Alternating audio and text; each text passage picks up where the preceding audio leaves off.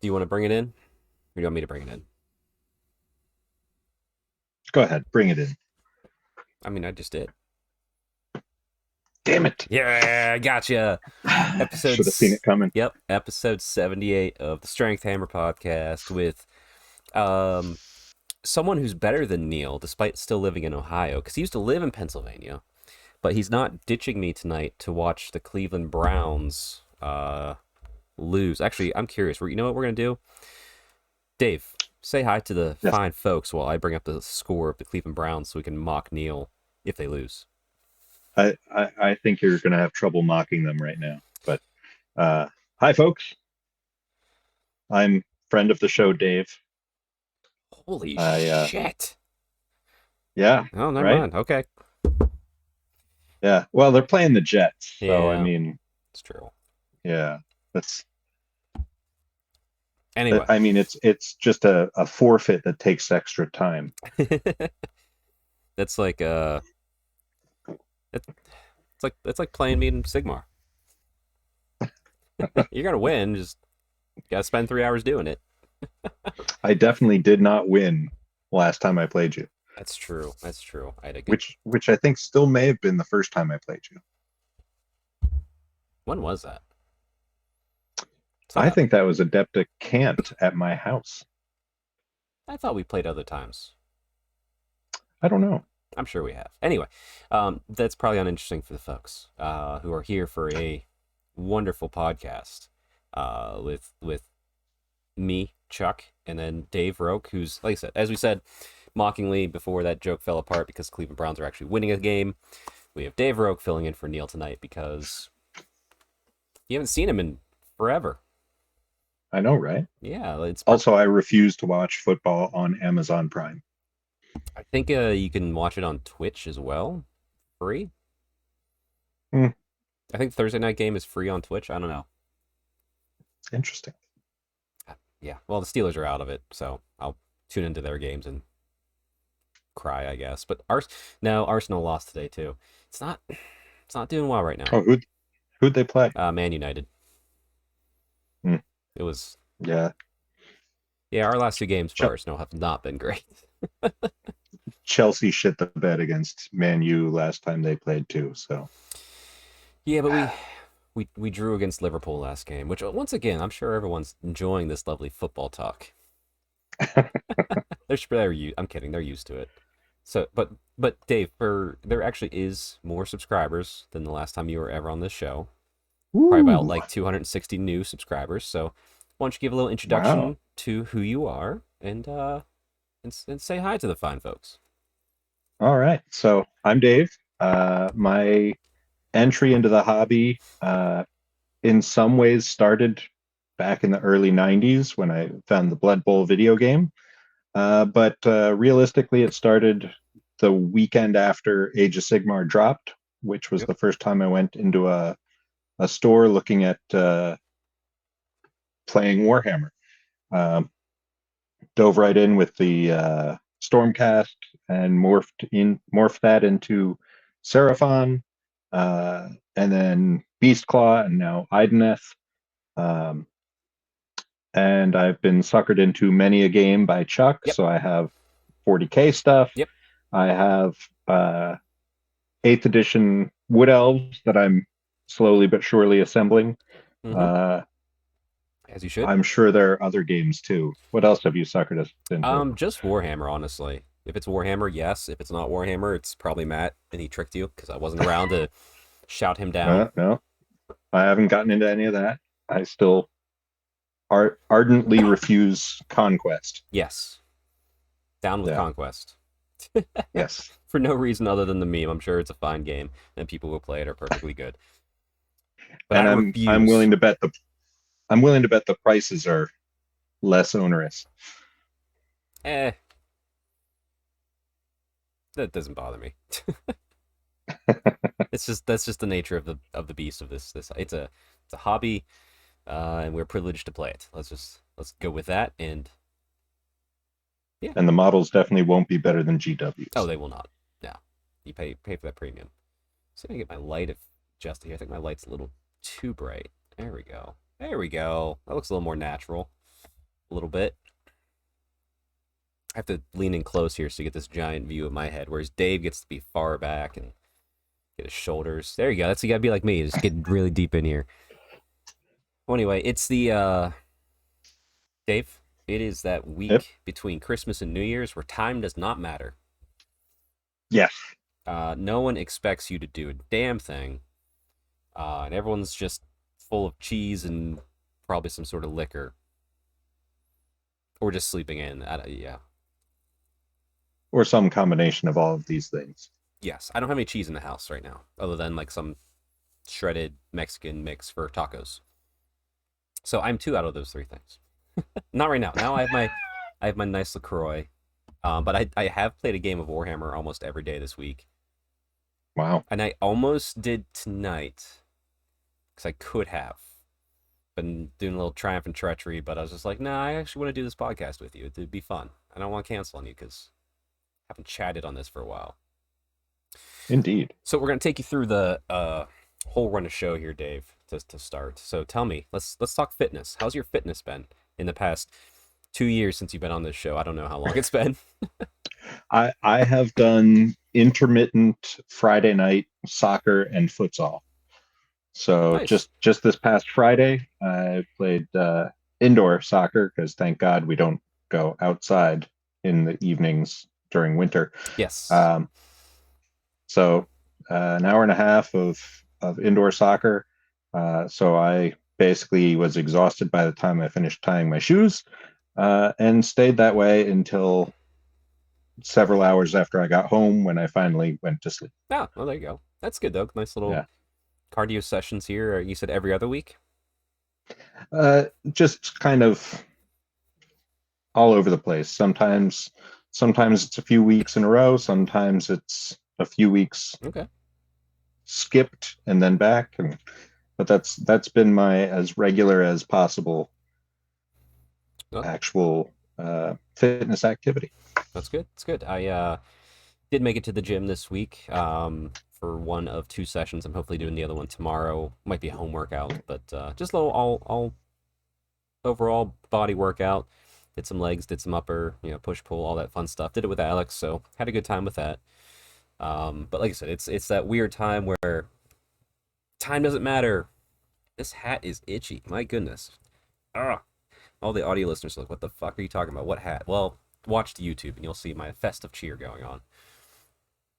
Well, outside, And now you know why he does the entire world in one night because he can't stand that goddamn hat. it's an itchy hat. I mean, it looks great, even with the headset on. Like Oh yeah, yeah. it looks great. I mean, what I need to do is get like a Daughters of Cain symbol right here. Get that Oh yeah, embroidered. yeah. That's how I get real festive with this. But And I think you got to put some white in your beard for these a little just bit. over the holiday. I'm last year I let my beard grow. Like I just let it grow. I kept it trimmed and shaped, but I let it grow. This year I think I might get a trimmer and just keep it short the whole time. Hmm. I don't know. I don't feel like having that big bushy beard this time, especially since my hair is longer now. But I I have plenty of white in mine, but that's just because I'm old. you are old, Dave. Thank you for reminding us so we can make fun of you in the comments below. Be sure to like and comment below how old you think Dave is. Keep in mind, dinosaurs used to be pets for him. And I did have to walk to school uphill both ways Hmm. in the snow, And carrying elephants or whatever. mammoths. They were called mammoths at the Mammoths. time. Yep. Yeah, yeah, that's true. That's true. But yeah, okay. So fitness is continuing. I am looking forward to next week whenever I go to the gym and there's all the new resolutioner people coming in. Um, One, because it's always fun to see, not not not like a joke, like, but it's fun to see who's going to stay. Like there's always going to be a few people that come to the gym with the resolution, and they do get hooked, and it's fun to see, and they become part of like that regular gym scene you go to. So I do look forward to seeing a new person, and I hope seeing someone improve themselves is good. But yeah, that first week's gonna be kind of madness because it always is because people just come in left and right. But like I said, a few of them will stay, and that's what matters. There you go. Maybe one of these days I'll get back to the gym on campus and Yeah, since you have access to a gym, I assume it's just part of your tenure or just be working there it's technically, right?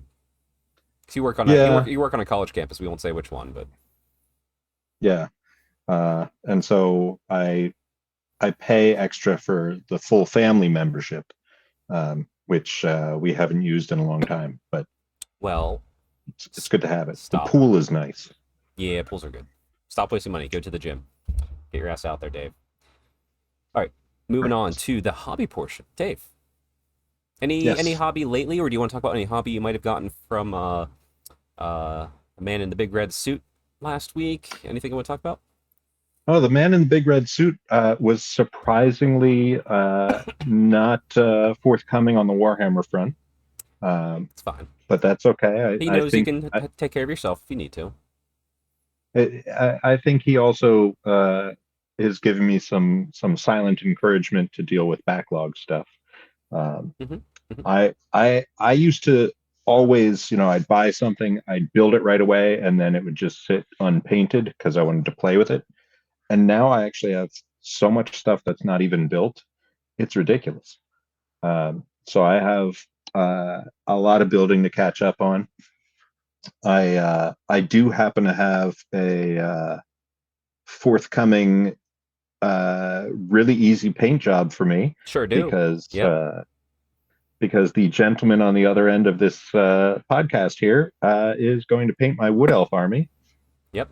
Thanks to the wonder that is fours. Yes. Um, Which is a dice game so where I you roll a am dice, and if it's a four, the person does what you just told them to do, or if it's a three, you do it. And I told Dave to paint his wood elves by the end of the year, and then I rolled a three. So I'm painting Dave's wood elves by the end of the year.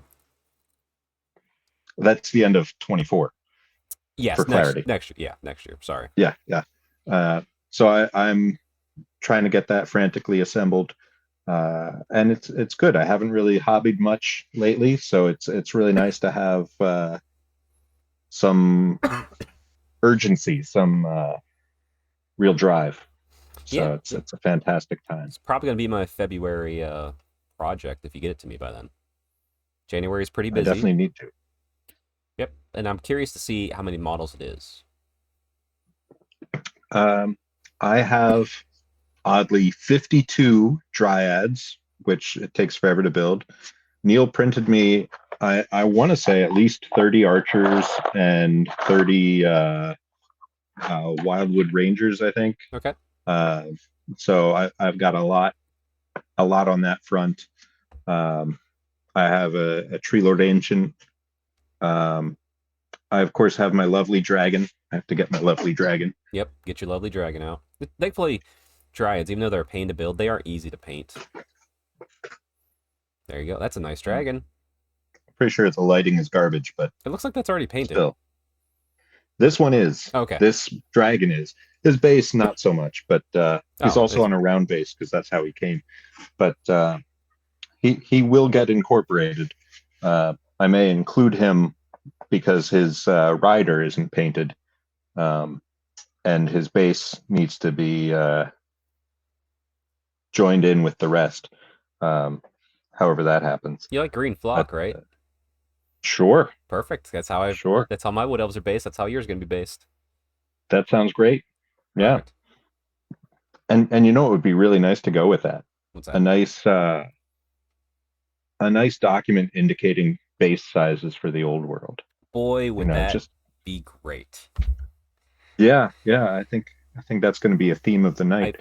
Uh, It sure is, and the people who are viewing this, have a nice view of some new artwork I got from the Ho Ho Hobby Vices of Terathi as a high elf with Warhammer the Old World logo on it. So you probably guessed what we're talking about tonight, everybody. Terathi. Yeah, just Terathi all night long. Yeah. Whatever now.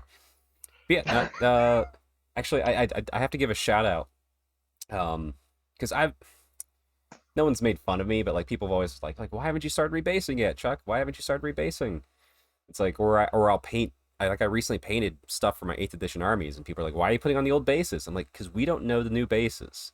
We have seen bits and pieces from articles of specific units. Can we infer things from that? Probably. But I've rebased all of my fantasy twice, 2 rounds and back to squares. And it doesn't take that long. And I refuse to rebase anything until I see an official document that says, here's the base size for this unit. Because here's the thing, too. Look, the Bretonnian stuff, not every unit made it back into the old world, which is fine. I'm not complaining about that at all.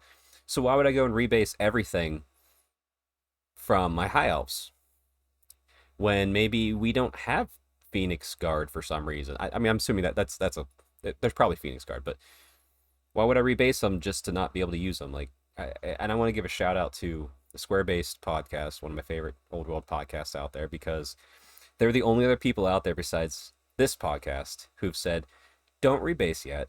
Just wait and see. Just wait and see. Buy bases, absolutely, or print bases, whatever you want. And as soon as you see that document, you go nuts. You have fun. Till then, you're risking a lot. And I was thinking I'm going to hold off on actually basing these models, gluing them to bases until I have some guidance. But Yeah, then I'm not building dryads without having them on a base. yeah, They're a pain in the ass enough. right. And here's the thing too. It really depends on like you can always 3D print movement trays that separate them out more if you need to. We don't know if dryads are already on the bigger base. They might just stay on that base. We don't know. Yeah, they may stay on these 25s. They may go to, I don't know if they're doing 30s or 32s or some Right. nonsense. But Right. And to end be of the day, they stand up nicely this way. exactly. And like I said, my thing too with Old World, I'm probably just gonna start a new High Elf army. It's gonna be Old World specific. Because what if I want to go play 8th edition? I do still like 8th edition. I still like the end times. I want to play those. So probably just have a new army. Because why not? And if the army box that will eventually come out for the Wood Elves, one presumes, uh, Hmm. if it's anything like the Bretonnian and Tomb Kings one, it's going to be really nice models. Yes. Yeah. At least 1 or 2 nice models and a bunch of old models. Well, yeah, it's Although, a mixed bag. well, the thing is too, like with Wood Elf specifically, like I just added to my Wood Elves. I'd never had tree kin, like the little small trees, but I grabbed Kurnoth Hunters and put them on the base instead, and it looks phenomenal because they're not just gnarled pieces of weird metal.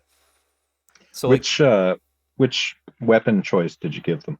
I went with the great sword just because like I also have a Durthu that I can run to, so like it matches the aesthetic. I'm debating mine. I built my tree lord not as Durthu, but as just the ancient. Oh sure. So he's wielding the staff there, and I do have the box of Kurnoth Hunters, and it's just a matter of I mean, picking how I'm going to equip them. I would say just don't do the bow one, and you're okay.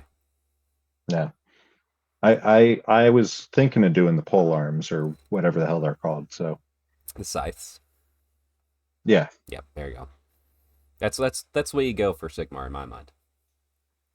But any other hobby for you other than prepping to get an army sent out to me to paint for you?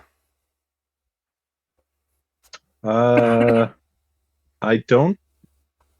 No, I don't really think so. I've been lax on the painting front, and but a renewed fire. So I'll be one of those New Year's painting gym entrance there, and we'll see how long I stay. Dave's doing the New Year, New Army thing. Yeah, pretty much. Let's see my hobby. Well, what has my hobby been? It's my big secret project that I can't talk about over here. I'm still waiting on a few more pieces to arrive to finish building that so I can start painting that. That's fine. If you are watching this, you did see on Christmas Day I released a new episode of my Cities of Sigmar diary because I have the whole army built and primed.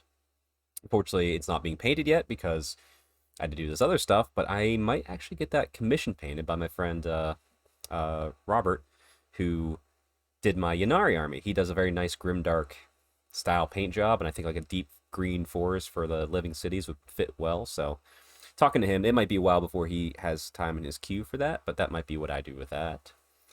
And it would be gorgeous. It will, He yeah, does great work. he does great work. It'll be stunning. But for a little bit of a break here, I turn around and show you. I've been working on a kit I bought for myself for Christmas. The first of them is fully done. Is this little commissar fella here? Hard to see. It's not focusing. There we go. That's close enough, right? But more important, Alles klar, Herr Kommissar. yep. And then it's not done yet. I still have to wash it. But Baneblade. Yeah, I got like all the deets or the paint on it. Wash it, then probably add some touch up highlights here and there, things I've missed. But I'll have a Baneblade for my, and yeah, you paint the bottom of a tank. That's what you do, everybody.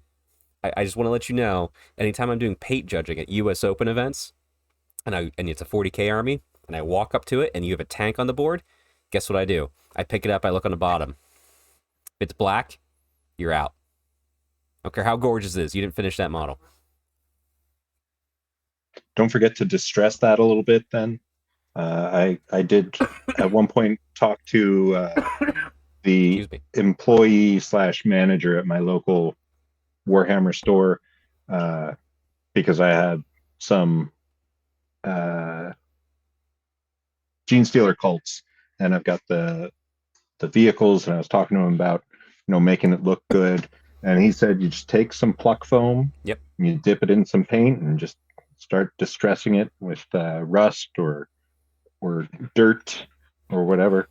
So yeah, I'm gonna be doing just some silver for like paint scratches after the wash, and then I'll do some dirt on top of that after the fact. So it'll be nice and gritty, be nice and dark. But yeah, I also need a whole pot of Nolan oil to do this, and I have like less than like an eighth of a pot left. So I'm like, I can't start washing it until tomorrow. I go up to Norm's and get some hobby supplies.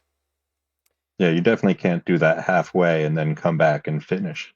But thankfully, I have a gift certificate from Christmas. Oh, Granted, $50 is a lot more than I need for one pot of non oil, but start. Give GW a couple years; they'll fix that. Ooh, okay. Anyway, all joking aside, tonight we are going to be talking about Warhammer: The Old World because, Dave, I'm not sure if you're aware, I'm really fucking excited for Warhammer: The Old World. I can't imagine why. It's just a quirk in my brain. It's who I am. Are you excited for Old World, Dave? I am surprisingly excited for Old World. Mm-hmm. It does. You really ruined me with this 8th edition stuff. Sure did. And this is going to be a modern take on a classic game design, so it's going to be really interesting to see the rules. Actually, real quick, I want to lay something out here. I want to drop something on the audience here. Something I've been seeing lately, not from the audience. All of them are beautiful because they like and subscribe and share this with their friends. But I watch a lot of.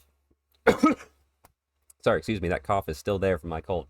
I watch a lot of Age of Sigmar, 40K, and Old World content. I've been, even especially so, I've been on a Warhammer content kick lately more than anything else. And I'm not going to say any names because all of them are great people. But I've listened to multiple shows that are usually Age of Sigmar focused. And the way I'm okay if you're not excited about a game. That's fine. I don't really get too excited about 40K too much anymore. Like, some things are fun, but like I'm not like, oh, it's terrible, I hate it. Like, I'm just like, it's 40K. It's okay. It's not my jam, but I'll play it on occasion. But hearing people's reactions to the old world coming out from Age of Sigmar folks, and these are folks that have been around with Age of Sigmar, came through the end times. Most of them, not all of them. And hearing how they're picking things apart, complaining, upset, and just generally just being a negative influence towards this game's not even out yet screams to me of hypocrisy because they're sounding just like all the asshats that went to Ninth Age while we were enjoying Age of Sigmar. And I just want to put a PSA out there that if you are an Age of Sigmar 40K content person and you're talking about Old World, if you're not excited about it, that's fine. But maybe check yourself. Maybe you're being a little more negative than you realize, and that could be harmful to the growth of a community towards a game like this. And maybe you're doing the thing that was done to us long ago. And sure, some people might say it's towards the same group of people that did to us, but you gotta put that olive branch out there, and you gotta reform, you gotta go. So, just a quick PSA. I've noticed it a lot lately, and I think as an eight, because I'm still an Age of Sigmar person, we can do better. But Yes. that's Yes. saying criticisms and critiques always welcome, always helpful. Just gotta be mindful of how you present yourself. Anyway, PSA over. So Dave, Old World. For what it's worth, I think at my local shop, there's I expect a pretty good reception for this Mm-hmm. because we just had an Age of Sigmar game day, and there were a lot of new faces who are more 40K players who aren't enthused about 10th edition 40K, Sure. and so they're trying out Age of Sigmar. And when the old world drops, then I expect that many of them were around in the old fantasy days, and so that may tick another box for them. Sure, yeah, and I mean we'll probably come across it and like hear about critiques and stuff that I have heard. Um, like I've heard multiple people out there. And this is past the PSA. This is just people talking and like valid critiques. It's like this game isn't built for growing an audience. What about all the people that play Warhammer the old or not the old Warhammer Total War? Like, okay, clearly I don't think GW is targeting them with the old world because the way they're presenting everything. Also, let's be honest. I don't think the old world's going to be a very newbie friendly game. I don't, and that's fine. Like if you want to play this game, I think you're really going to have to work for it and want to play this game, and you're going to have to find people that are willing to teach you and help you along the way. Right or wrong, I can't say that, but I think that's going to be the truth of it. If you want to play this game, you're going to want to play this game, and you're going to put forth effort to play this game. Now, my counterpoint is Yeah, please. my experience coming from Age of Sigmar and learning 8th edition last year. It was easier for me to go from Sigmar to 8th edition than it was to go from 2nd ed Sigmar to 3rd ed Sigmar. That's fair. Um, but I will also say that you have someone like me around whenever you're learning it that read all the rules and could be that guru to teach and help answer all the questions and help guide you through it. So, And I started with Neil for one sort of trial game before your event as well. So right. just a little bit of guidance there, but Sure. Yeah. And like I said, but like that's like most every game. I mean, Sigmar, you're teaching people at some point. 40K, you're teaching people at some point, and the old world, you're going to teach people at some point. It's, if it just takes longer to read a 300-page rule book than it does to read like a 30-page rule book. That's true. But if you're playing games and you're learning from experience, it'll go quicker than you think. And Warhammer is always going to be a game where it's going to be hard to get into it because it costs money to buy the models, it's time to build it, and all that sort of stuff. So we can set all that aside. That's just how Warhammer is. If anyone wants to complain about, oh, well, the armies are too big and too hard to get into, yes, they all are. They've always have been, and they always will be. The end. That's not a complaint you can have if you're in this hobby. Like that's just the nature of what wargaming hobby is for a massed ranked game. If you're playing a skirmish style, different. It's a different style game. Now, I would actually be really interested after these rules drop to sort of it would be nice to be able to do trial runs of teaching these games to people who have no wargaming experience. Sure. Yeah. Because coming from Sigmar, I at least had a general concept of how a lot of rules work. Hmm. And so a lot of the learning was the contrast or similarity even between Sigmar versus 8th Ed. And it would be very interesting having a full rule set and presenting it to someone who's not done any of this before, to see if what I perceived as less complication actually holds true for someone who's coming from zero. Yeah, and the one benefit too, like you are used to Warhammer game design, Games Workshop game design, however you want to say it. So I think that does help you understand the flow of it. But you are right. How would it be someone who's never done it before, but maybe knows about Warhammer? And it's going to happen. We're going to have those people out there, and as a community, we're going to grow and teach them, like local clubs, our games. Obviously, not events, hopefully, because that's a hard time to teach somebody how to play a game is during a tournament. Uh, but these will happen, and and just gotta figure out how we want to do it. And like I said, we've seen parts of the rules, have articles up and ready to go. We can talk through them or just talk around them however you want. But until we see that full rule set, we don't know how hard it's going to be to teach. Tell you Yeah. that. Tell you this though, the magic phase should probably be easier to teach because there's no more magic phase.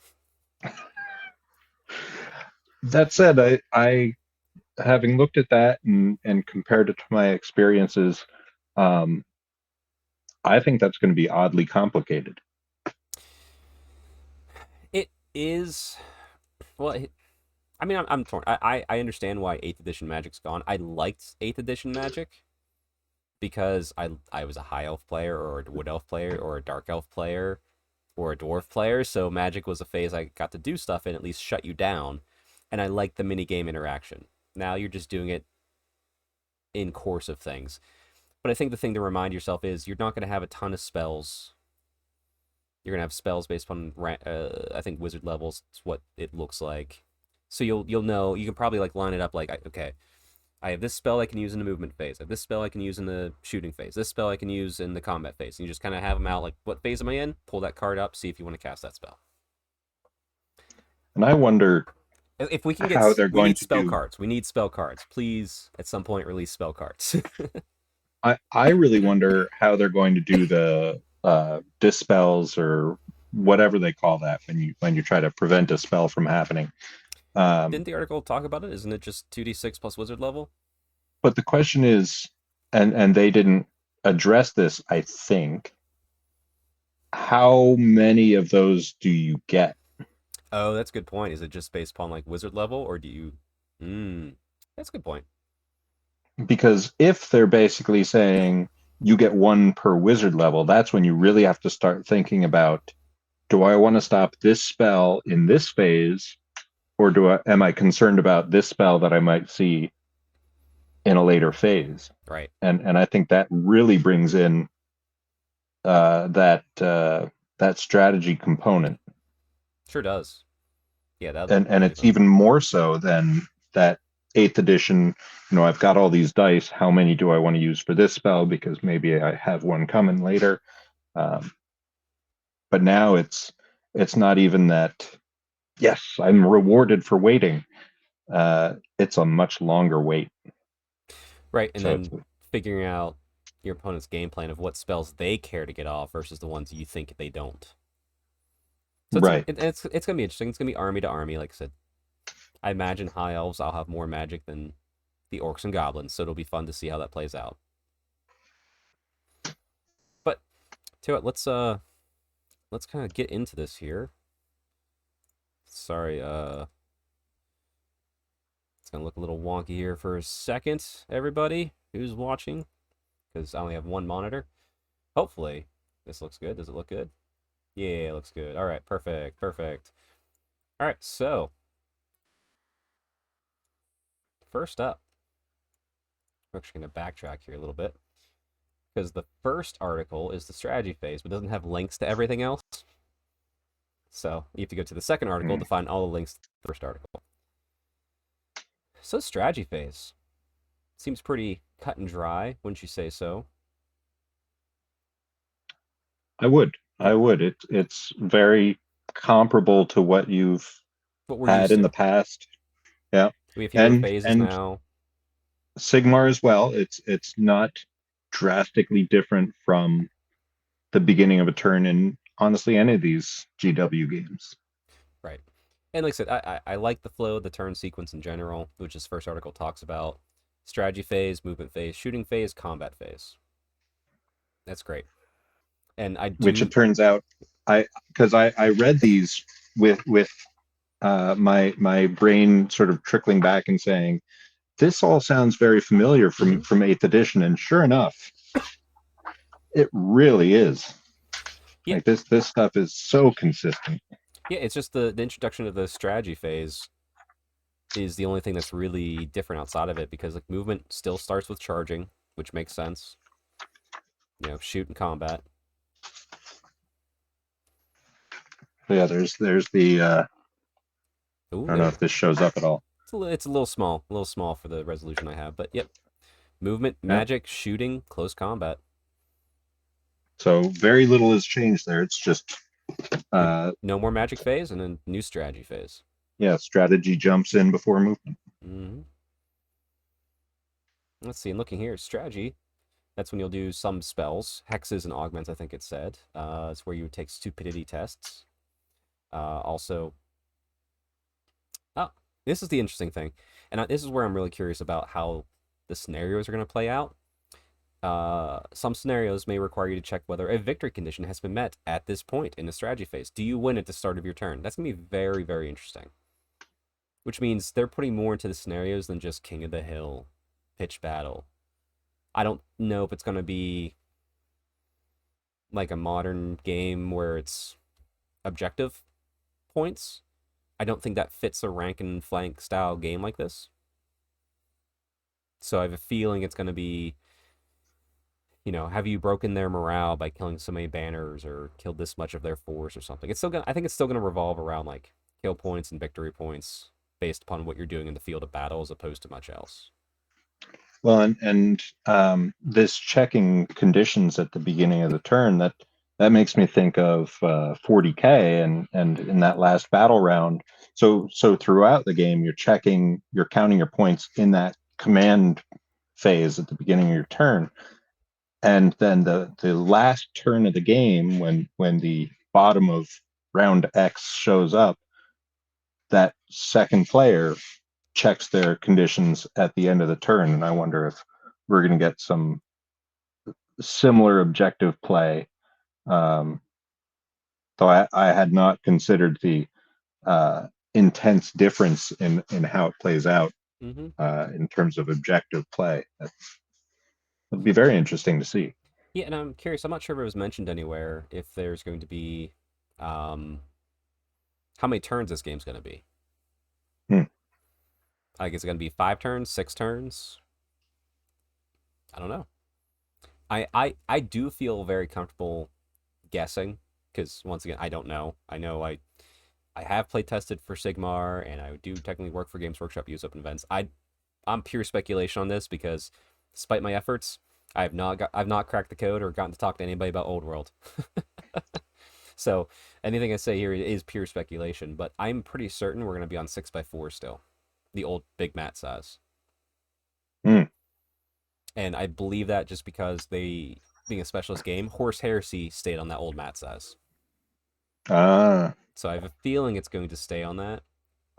Um,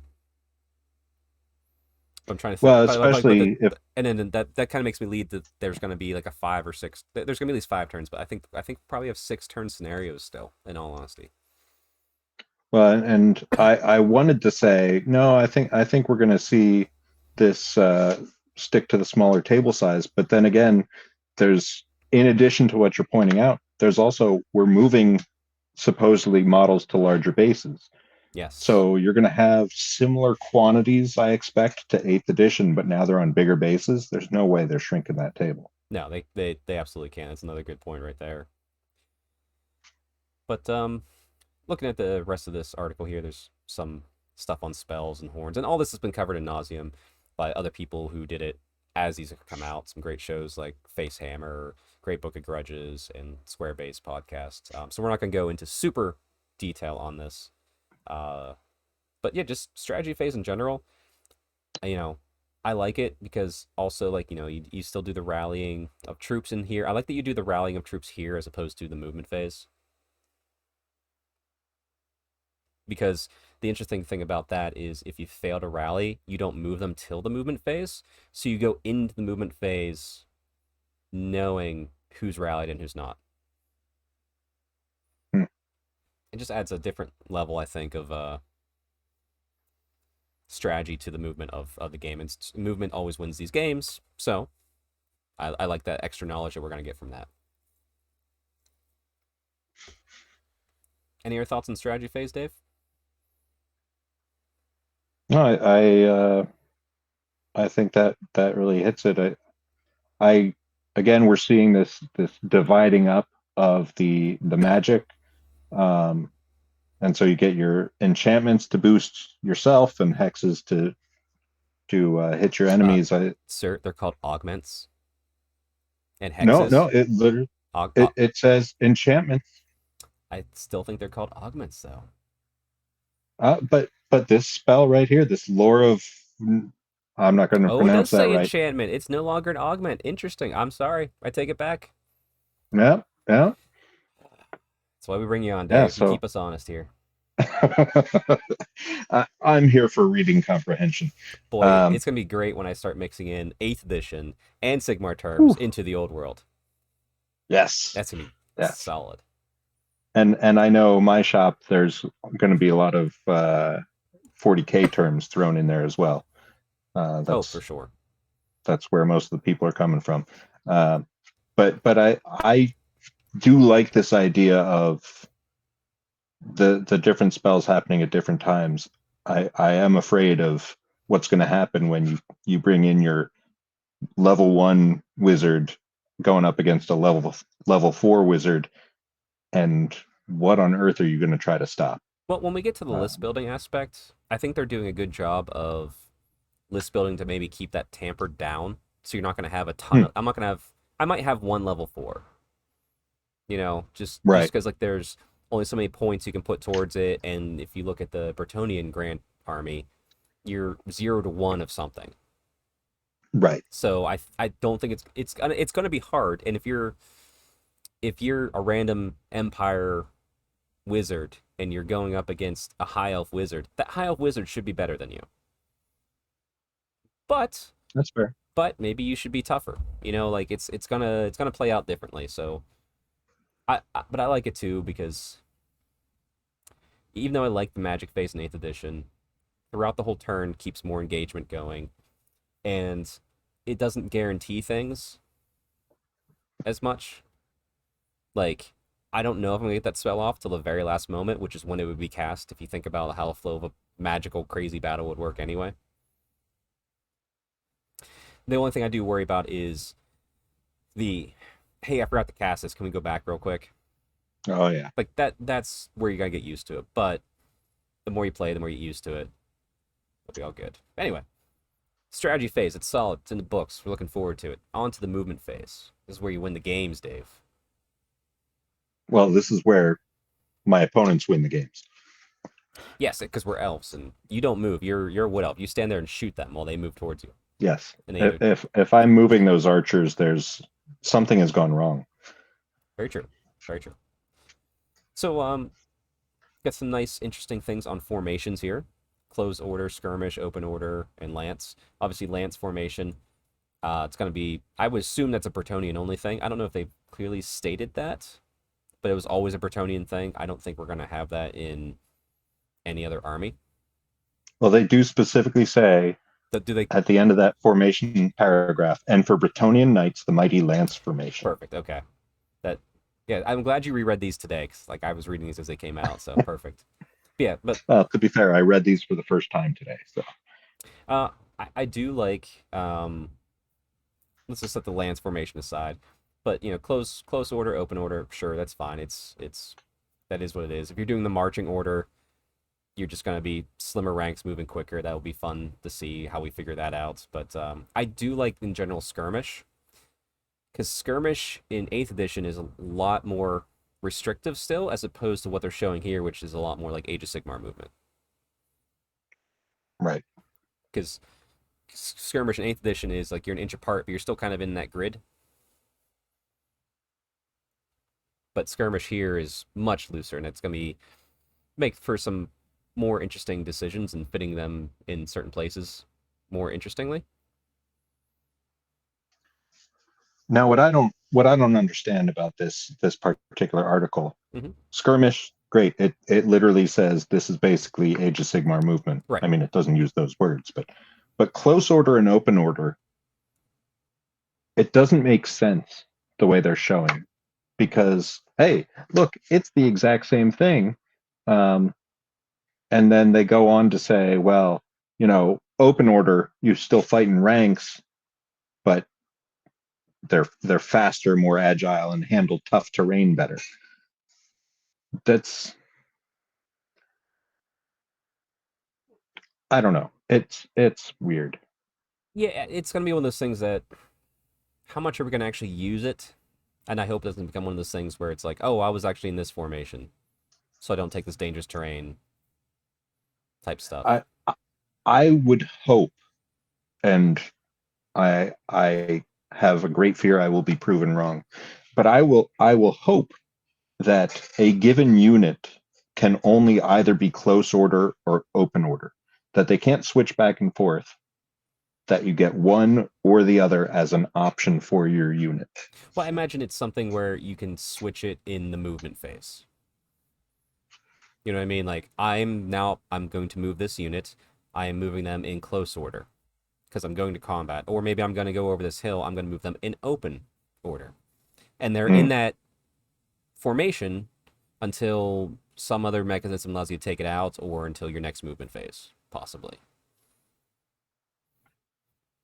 Like I said, and that's the beauty of like seeing rules previews. We don't know the whole story yet. There's a reason why that rule book's 284 pages, and we only have like 14 articles. Combat order, obviously we know what that is. Marching column, which is how you can move quicker. Uh,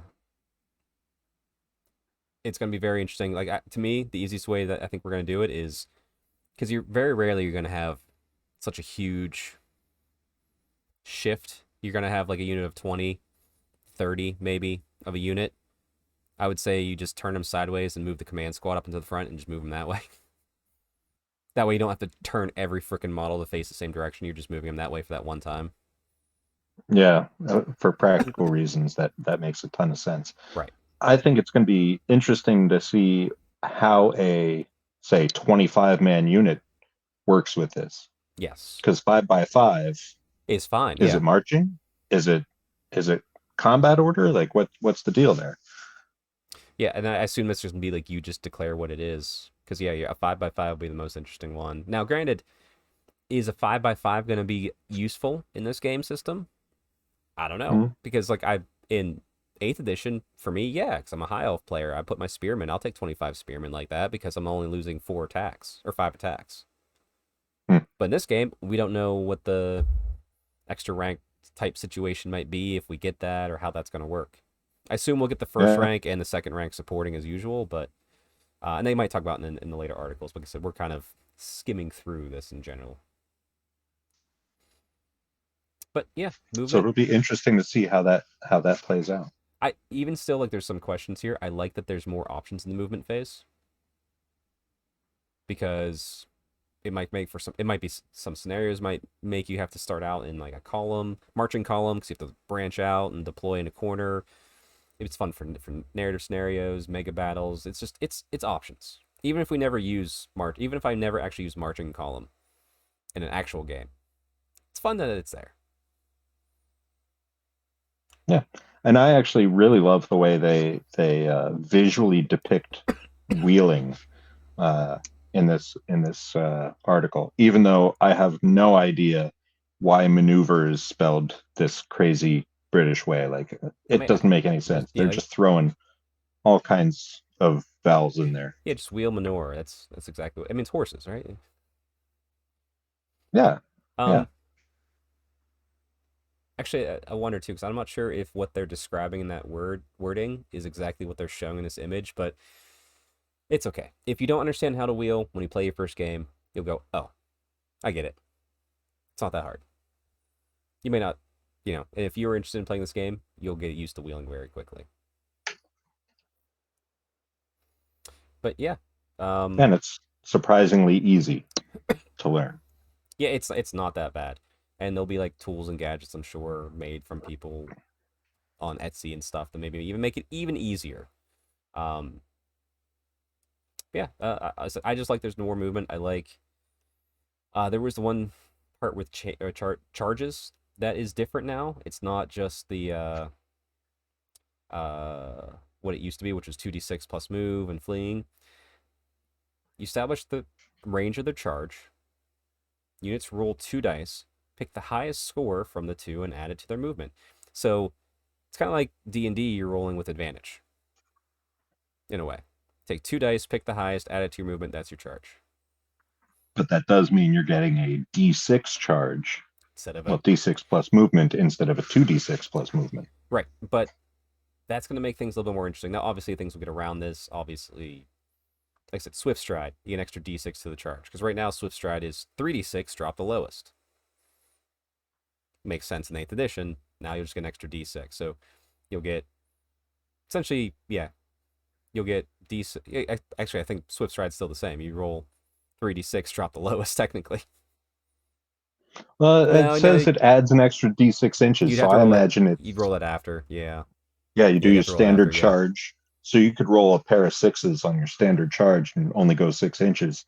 But then the afterwards roll for the Swift Stride, you roll a one and it's just like, Yeah, and then whatever your movement well, is. that's underwhelming. But still, I'm glad that, horses should charge faster than Yep, people on foot. So that makes sense. I absolutely. I do like that change quite a bit. And also it's as a dwarf player, sometimes it was really weird to be a dwarf and like I'm gonna charge you, and I roll faster. I roll 12. Here's boxcars on these dwarves that can move 4 inches. I just quadrupled their speed out of nowhere. It's odd, but Now, the movies have led me to believe that dwarves were made for sprinting. they are natural born sprinters. You are correct.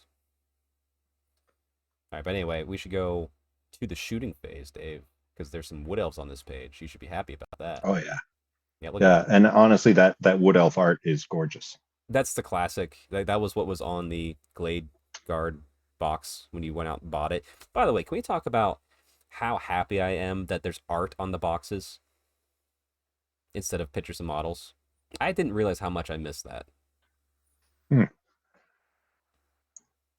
It's the little things, you Yeah, know. like I don't mind it. Like even like actually, I have a 8th edition high elf box right here. It's models, and sure, there's like nostalgia hit with it, but my favorite boxes were the ones that had art on it every time.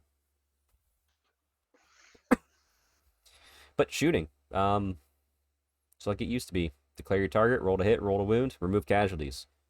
This is a very cut and dry type thing. I am curious because we have things like armor bane, obviously volley fire. How much is volley fire? Currently, it's you have this many ranks and then half the rest, or is volley fire just an extra rank now? I do like that we have some fun ranges with war machines in here as well. Obviously, some templates and fun stuff like that. I think this too. It's very interesting. The roll to hit is different for shooting than it used to be because you can go ballistic skill higher of 6 and just really make it super easy to hit something. Like before it's like you reach a point where it's like, okay, well, I'm just rolling twos because I'm a god at shooting, and despite my bet negatives, I'm still rolling hitting you on twos, even though I'm technically hitting you on a one, but ones always fail. So having higher ballistic skill and being able to just shoot, like I can't wait to see some like Wood Elf Lord that's ballistic skill like 9. And it's like halfway across the board, it moved. He did like 12 backflips. He's standing on like a raging river, and he's just like, and I hit you always. You're like, dang it, and I have sniper or something crazy, like but like that will feel good as a Wood Elf player to have a high ballistic skill hero like that. I tell you what's going to happen if I get that hero, because wood elves, they're awesome. If I were to acquire this wood elf hero, this theoretical hero with a ballistic skill 9 or 10 or whatever, I'm going to be the one that rolls a bunch of ones. So like I have to do the re-roll because of the high ballistic skill, and I'm still going to roll ones. So my dude with his 6 shots, he's going to get like He's on 3 hits. twos and threes, and you still find a way to miss it all. Yep, yep. Or even worse, ballistic skill 10, twos and twos. I'll be rolling ones all day. It's fun. But as a change, I do like this a lot from 8th edition to now. I like the fact that I can higher ballistic skill means I have more shots to hit you. And they do even specifically say if you have a bunch of negative modifiers, you may have to roll for a 7-up, 8-up, or 9-up to hit. Mm-hmm. So you have to get a 6 and then re-roll and get a good result. Yeah, it goes the other way. That's very true. And I'm fine so it's with an that. interesting way to get around the D6 system. It is. I don't think there's going to be a ton of stuff to really go one way or the other with that, because I know people might be like, oh, it's going to slow the game down. Like, it's really not. No more than because as with all the games, know your army. Yeah. If you know this is something like, if you're going to be taking a lot of shots with, I've got this ballistic skill of 3, but I'm going to shoot all day with this unit, you're going to know these rules for what happens when you have a very negative modifier. Right. I look at my elves, my archers on the board where I've placed them. I can look at the state of the battle and go, yep, I'm gonna need this much. Let me just double check the range. I need 4s right now. Let me make sure if I'm in range. Otherwise, I need 5s. Like you'll get used to it, and you get used to rerolls too. We played Age of Sigmar 2.0 with tons of rerolls, and we all got through those games quickly. Yep. The nice thing about here too is we also see the wound chart has changed as well. Because now we can go all the way down to 2s, baby. I love it as an elf player with sword masters that are hopefully returning in this game. I'm gonna be hitting you on 2s almost all the time. It feels like. And conversely, you can also get to the point where 6s aren't even good enough. Right. So if your model is intended to be effectively a tank, well, that's fantastic. Sticks and stones won't break its bones. And the reason, at first, this seems like, well, what happens if I get in combat with something I can't beat? Thankfully, now in the game, there's ways to get out of combat, which we'll get to. Because, like, otherwise, this little section here where you just can't hurt these things that are that tough, which there won't be a ton of them. Dragons might be up here. Maybe, like, a random Chaos Beast might be up here. But yeah, okay, I'm sorry, your goblin with spears can't hurt my dragon. But since there's a way, and that does suck because I can throw my dragon in and you're just there till I kill you. But thankfully now there's ways to get out of combat, so it's not as bad. It just means you just got to deploy correctly, which is a classic fantasy thing. Deploy right or you lose. But yeah, and then obviously battle magic's in here. I do like that the magical vortex is in the shooting phase. It makes sense. You're shooting out a huge vortex of magic. But yeah, that's very interesting. And I enjoy the randomness, the random direction of that vortex. Like it's just, I have no experience with it from any prior editions, but it's kind of neat. You just shoot it out and let it go. Sometimes you just want to throw a tornado in the field just to watch it move. But Dave, as a Wood Elf player, Are you excited for the shooting phase? Are you unhappy with it in any way? No, I mean it's exactly what I would have expected. Um, it's in a lot of ways cut and paste from Eighth Edition, and it just makes sense. No, it's fair. Pick your targets, roll your dice. Hopefully, you make your opponent scream a little bit. Yep. All Take right. your toys off, mate. Take it off. All right. Next up, combat phase. This is where this game's gonna live and die. But yeah, choose fight, calculate the result, break test, pursuit. I am happy that this is just how it used to be. You fight off initiative. There's probably gonna be things like always strikes first, always strikes last mixed in. Um, I do like that if you're wider, you'll still get the attacks of the full rank.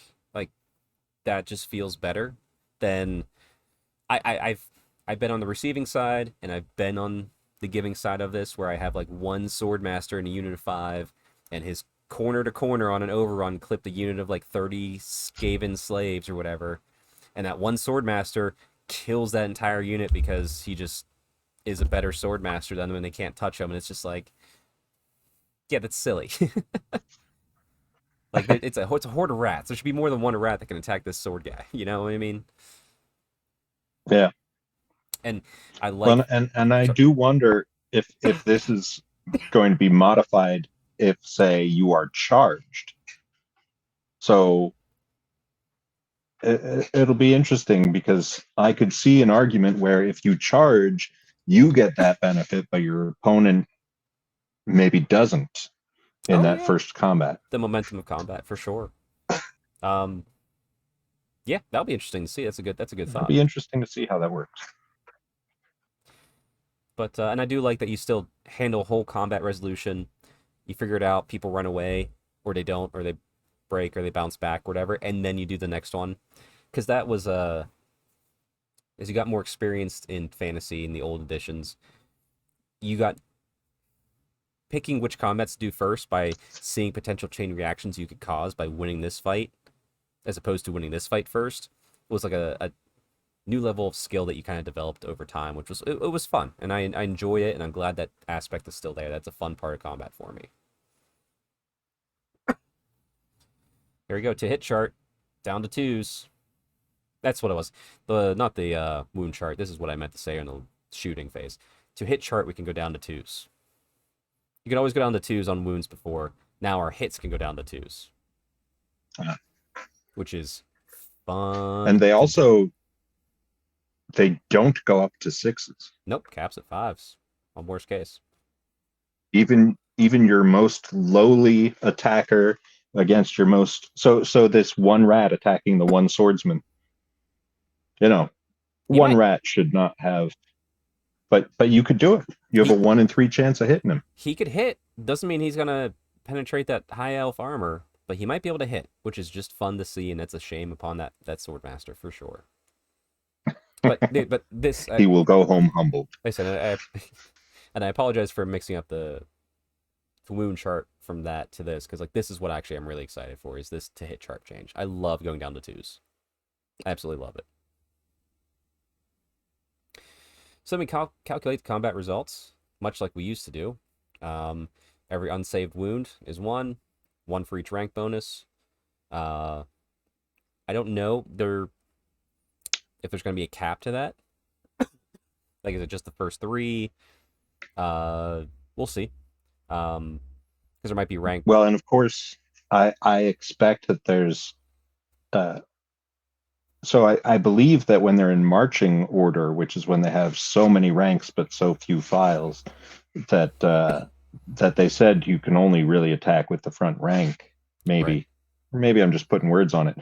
Um, so realistically, there's not going to be that many ranks because, I mean, what are you going to do? Are you going to run 4 ranks of 10 dudes? Like, I mean, if there's like a thing like horde formation again, possibly. hmm, But if you're doing something like that, there might be rules for horde formation anyway that they don't care about the rank bonus because they have other like steadfast or whatever you want to call it hmm. in this game. But like I said, with the results to standards, battle standards. If you're flanked, if you're a rear, if you're a high ground, um, which there's in eighth edition, there's not high ground. You did get a bonus in combat resolution if you charged from the top of a hill, Hmm. but no high ground. But I don't mind the high ground. That's kind of fun. Um, Makes me kind of curious to see how we're going to handle terrain because boy oh boy, movement trays and unmagnetized models on random cuts of foam is not fun. Obviously overkill, which exists in 8th edition. Granted, that's capped at 5 right now. And then other bonuses as applicable, which I like. What other bonuses could there be? Who knows? There could be unit specific, could be they're leaving it open. I don't mind that. The more design space they leave themselves to work in, the more fun this game could become over time.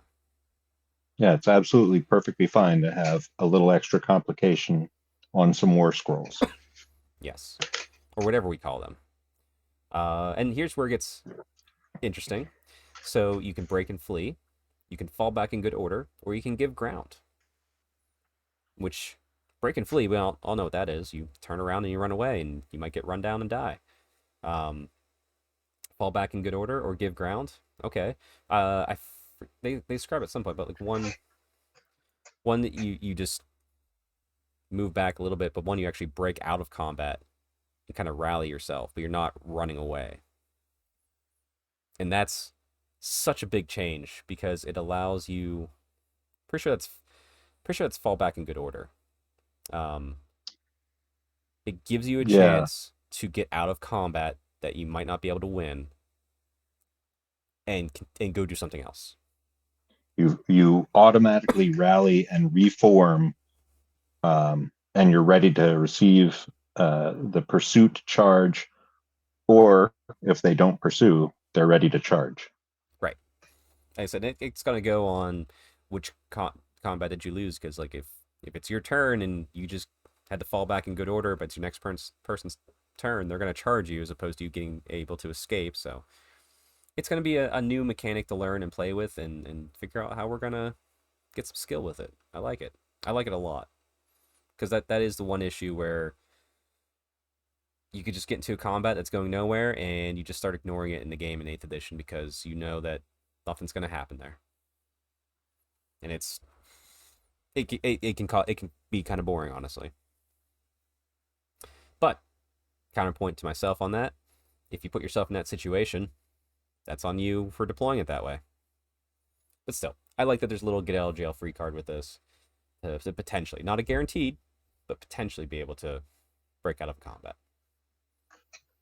Obviously, run them down. That's the best one, as long as you can actually catch them. I played a game at Rathi and was able to win the game, but there was multiple times where I could have won it sooner, but I was always an inch behind catching them. It was just frustrating. I remember playing a game where a successful pursuit won me the game way faster than I could have possibly expected. Oh yeah, You probably remember that one, Chuck. I do. I do. It's always fun. Um, no, and it is. I love that. That was a great moment. It is, and listen, that's the fun part about a dice game with like these, pursuing, catching them, and killing a whole unit that you maybe shouldn't have killed because of just poor dice rolls on your opponent's side. Always a good thing. And as usual, you can still restrain. I said I do like follow up a unit that gave ground, so you can re-enter combat by moving forward. So if you win the combat and they give ground, you can still kind of keep pursuing if you're really crushing them. So it depends. If you're horses, you'll probably want to recharge anyway, as opposed to just moving back into combat. But it's gonna be fun to see how this is gonna play out on the table. Like I have my mind of what it's doing, but I want to physically do it. In the swirl of melee, how's it gonna play out? The give ground. And then my new favorite spell is also in this article, Hammer Hand. Just you get into the fights where it's a wizard on a wizard in some random unit of buffing, and they're just slap fighting each other because they can't do anything. But every once in a while they get like one through, and it's just like, yeah, I got a wound through. Whereas this, it's goes off in the 7, and that caster just becomes a freaking wrecking ball for a turn, and he could just punk somebody. Yeah. Yeah, that's one of my new favorite spells ever. I just want to see it happen.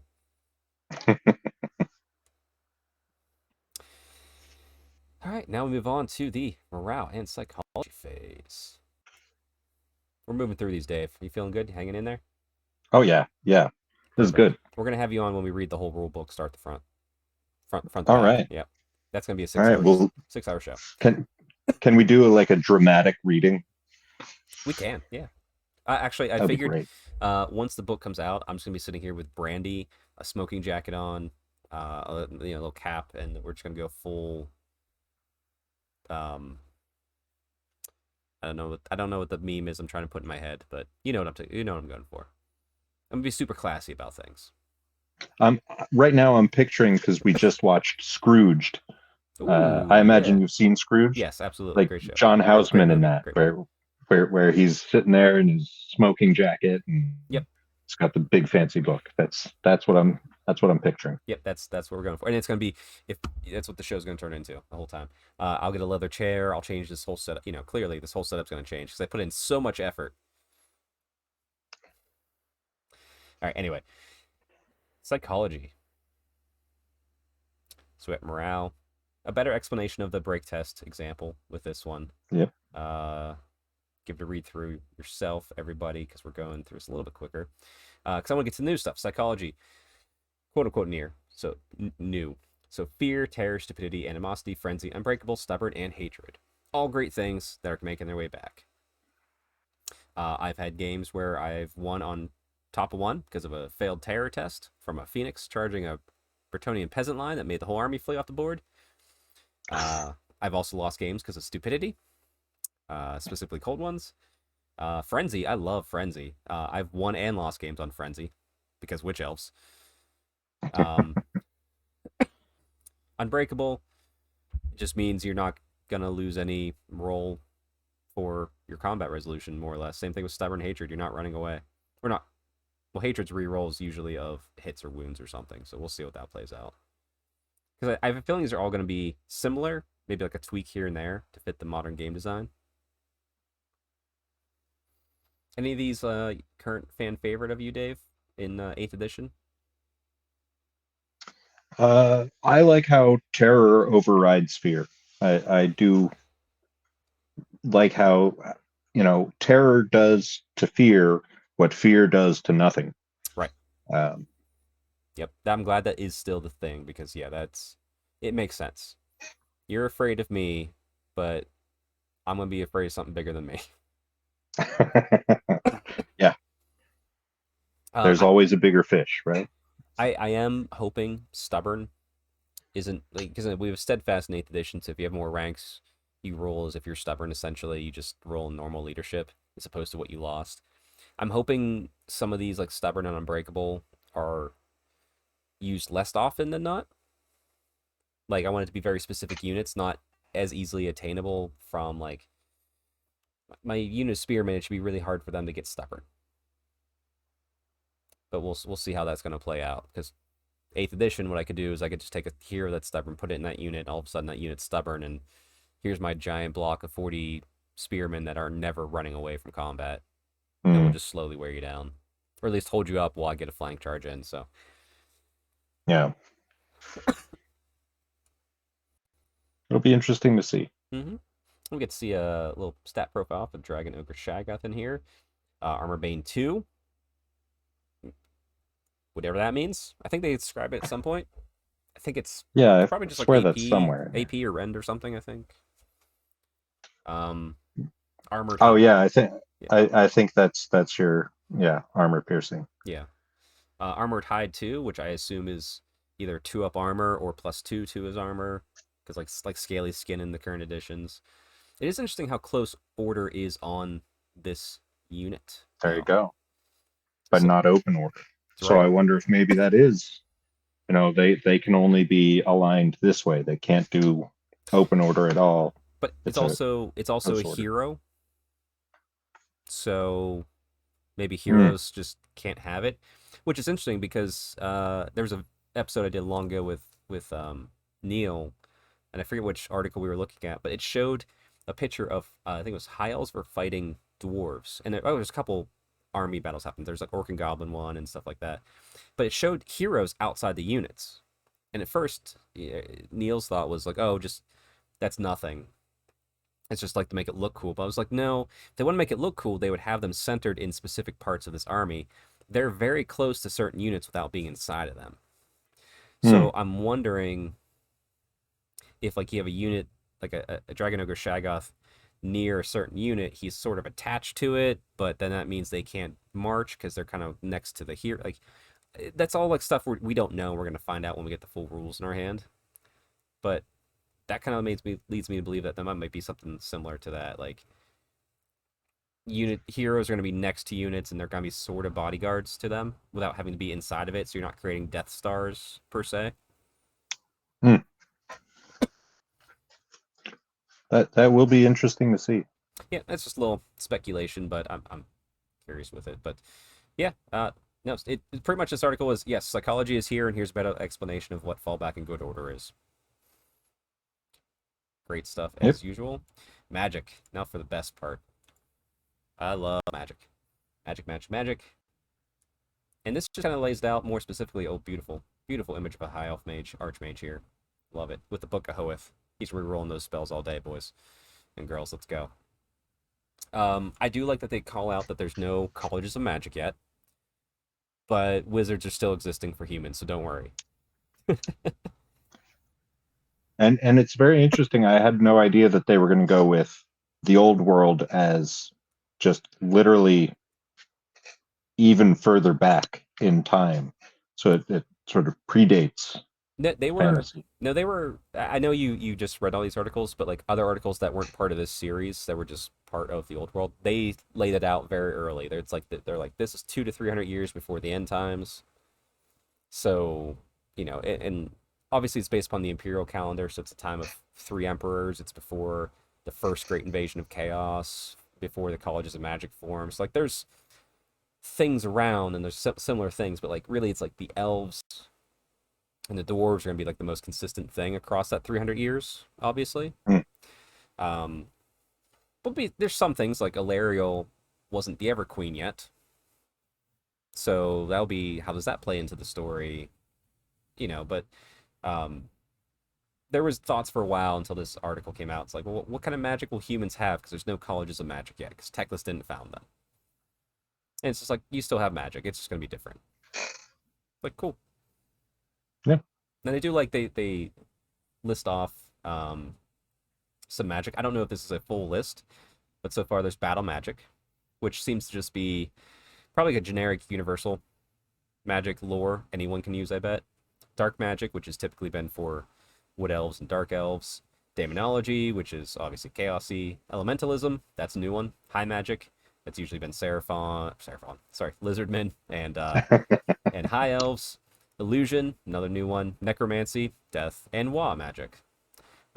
Most mages, I can't imagine who has the Wa magic. I have no idea. Ogres, beastmen. I feel like it's like the dentist faction. Like, you go into the dentist and they say Wa. Uh, that's that's a good dad joke. Okay. Is it though? It made me groan, so yeah. All right, And I I'll like take that, it. and I I'll like take dad jokes, but it made me groan, so that's a good one.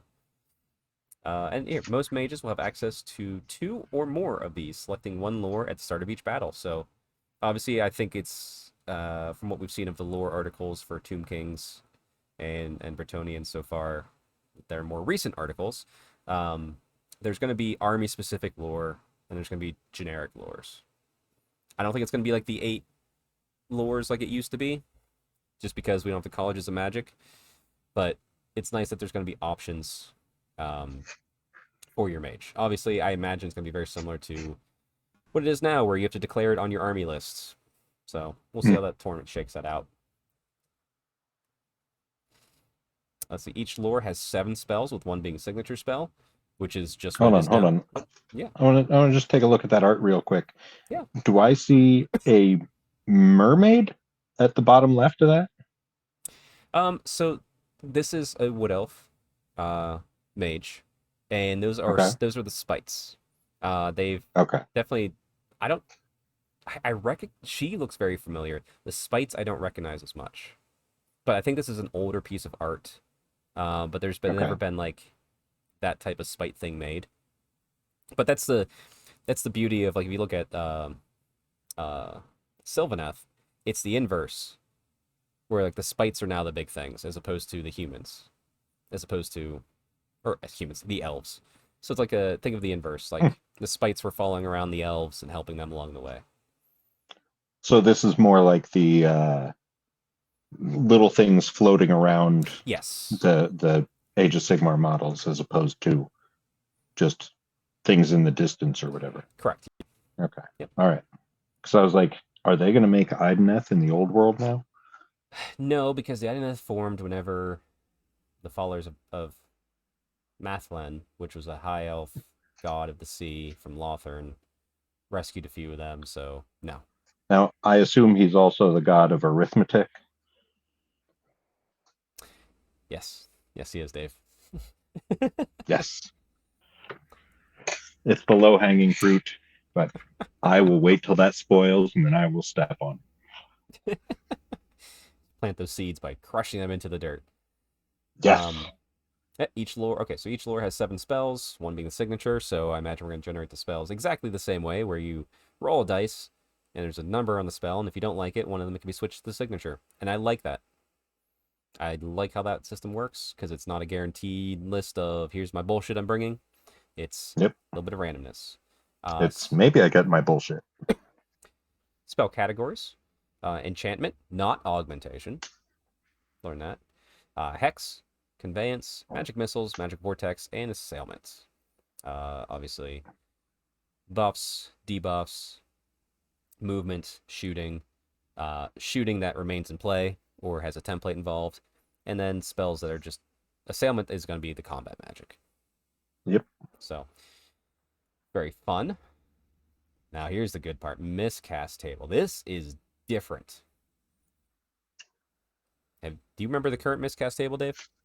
Not at all. You were hurting yourself at some point. You may even lose your wizard. You may lose wizard spells. You may forget spells. You almost always lose power dice. Um, your wizard might be hurt. All wizards on your side might be hurt. You might have a blast template over your wizard. Everyone touching the wizard may be hurt. It was always something that was going to hurt you, and you hope for the least option. But miscast went off whenever you rolled double sixes, and the spell went off. You resolved the effects of the spell, and then you did the miscast. But now, a natural double 1 is rolled when making a casting roll. Regardless of the casting result, it has been miscast, and unless stated otherwise, it is not cast. Roll immediately on the miscast table to see what fate befalls your unfortunate wizard. So very different. Not resolve the spell, it goes off. Its spell does not go off. And roll on this table right now. Yes. So 2 to 4, it's 2d6. 2 to 4, dimensional cascade. The magic breaks free in a tornado. Center a 5-inch blast template over the wizard. Every model, friend or foe, whose base lies underneath it, takes a strength 10 hit with an AP of -4. 5 or 6, calamitous detonation. Roiling magic explodes from the wizard. In a flash of light, center a 3-inch blast template over the wizard. Every model, friend or foe, suffers a strength 6 hit, AP of 2. Now, what I do like here is you're taking these hits, but it does seem like you have a chance to save it still. Like, I mean, strength 10 hit, AP Potentially, yeah. 4, you're toward probably with some of these, but strength 6 hit, AP of 2, you might be because like we don't have the minus to your armor isn't based upon the strength of the hit. The strength of the hit just means how easily it wounds you now. Hmm. So, as a -2 strength, okay, so some of my horses that are on a 2 up take a hit, but I'll probably save it on a 4 up. That's fine. It's not a big deal. Anyway, 7, careless conjuration. Wizard mispronounces a syllable, causing the spell to backfire, knocking them to the ground. Wizard takes a strength 4 hit, AP of -1. Once again, 7, which is the average on 2 dice that you'll see most often, is probably the least negative one you have. Oh, you take a wound. I'm sure there's a way to heal a wound. back somewhere. And it seems like things have more wound in this game than they did in the prior edition too. 8 to 9, barely controlled power. Wizard manages to control the magic, but at expense of great power. The spell is cast. However, you cannot attempt to cast any more spells for the remainder of the current turn. Now, it is cast at the casting value, and it can still be dispelled. So, a little bit of a negative there, potentially, as opposed to it goes off and it can't be stopped. Because it's taken away that whole 6 dice magic phase where I'm just going to throw 6 dice, blow myself up, but get the spell off that hurts you more anyway. But it's also, it's only going at its casting value, so it's a drawback. Right.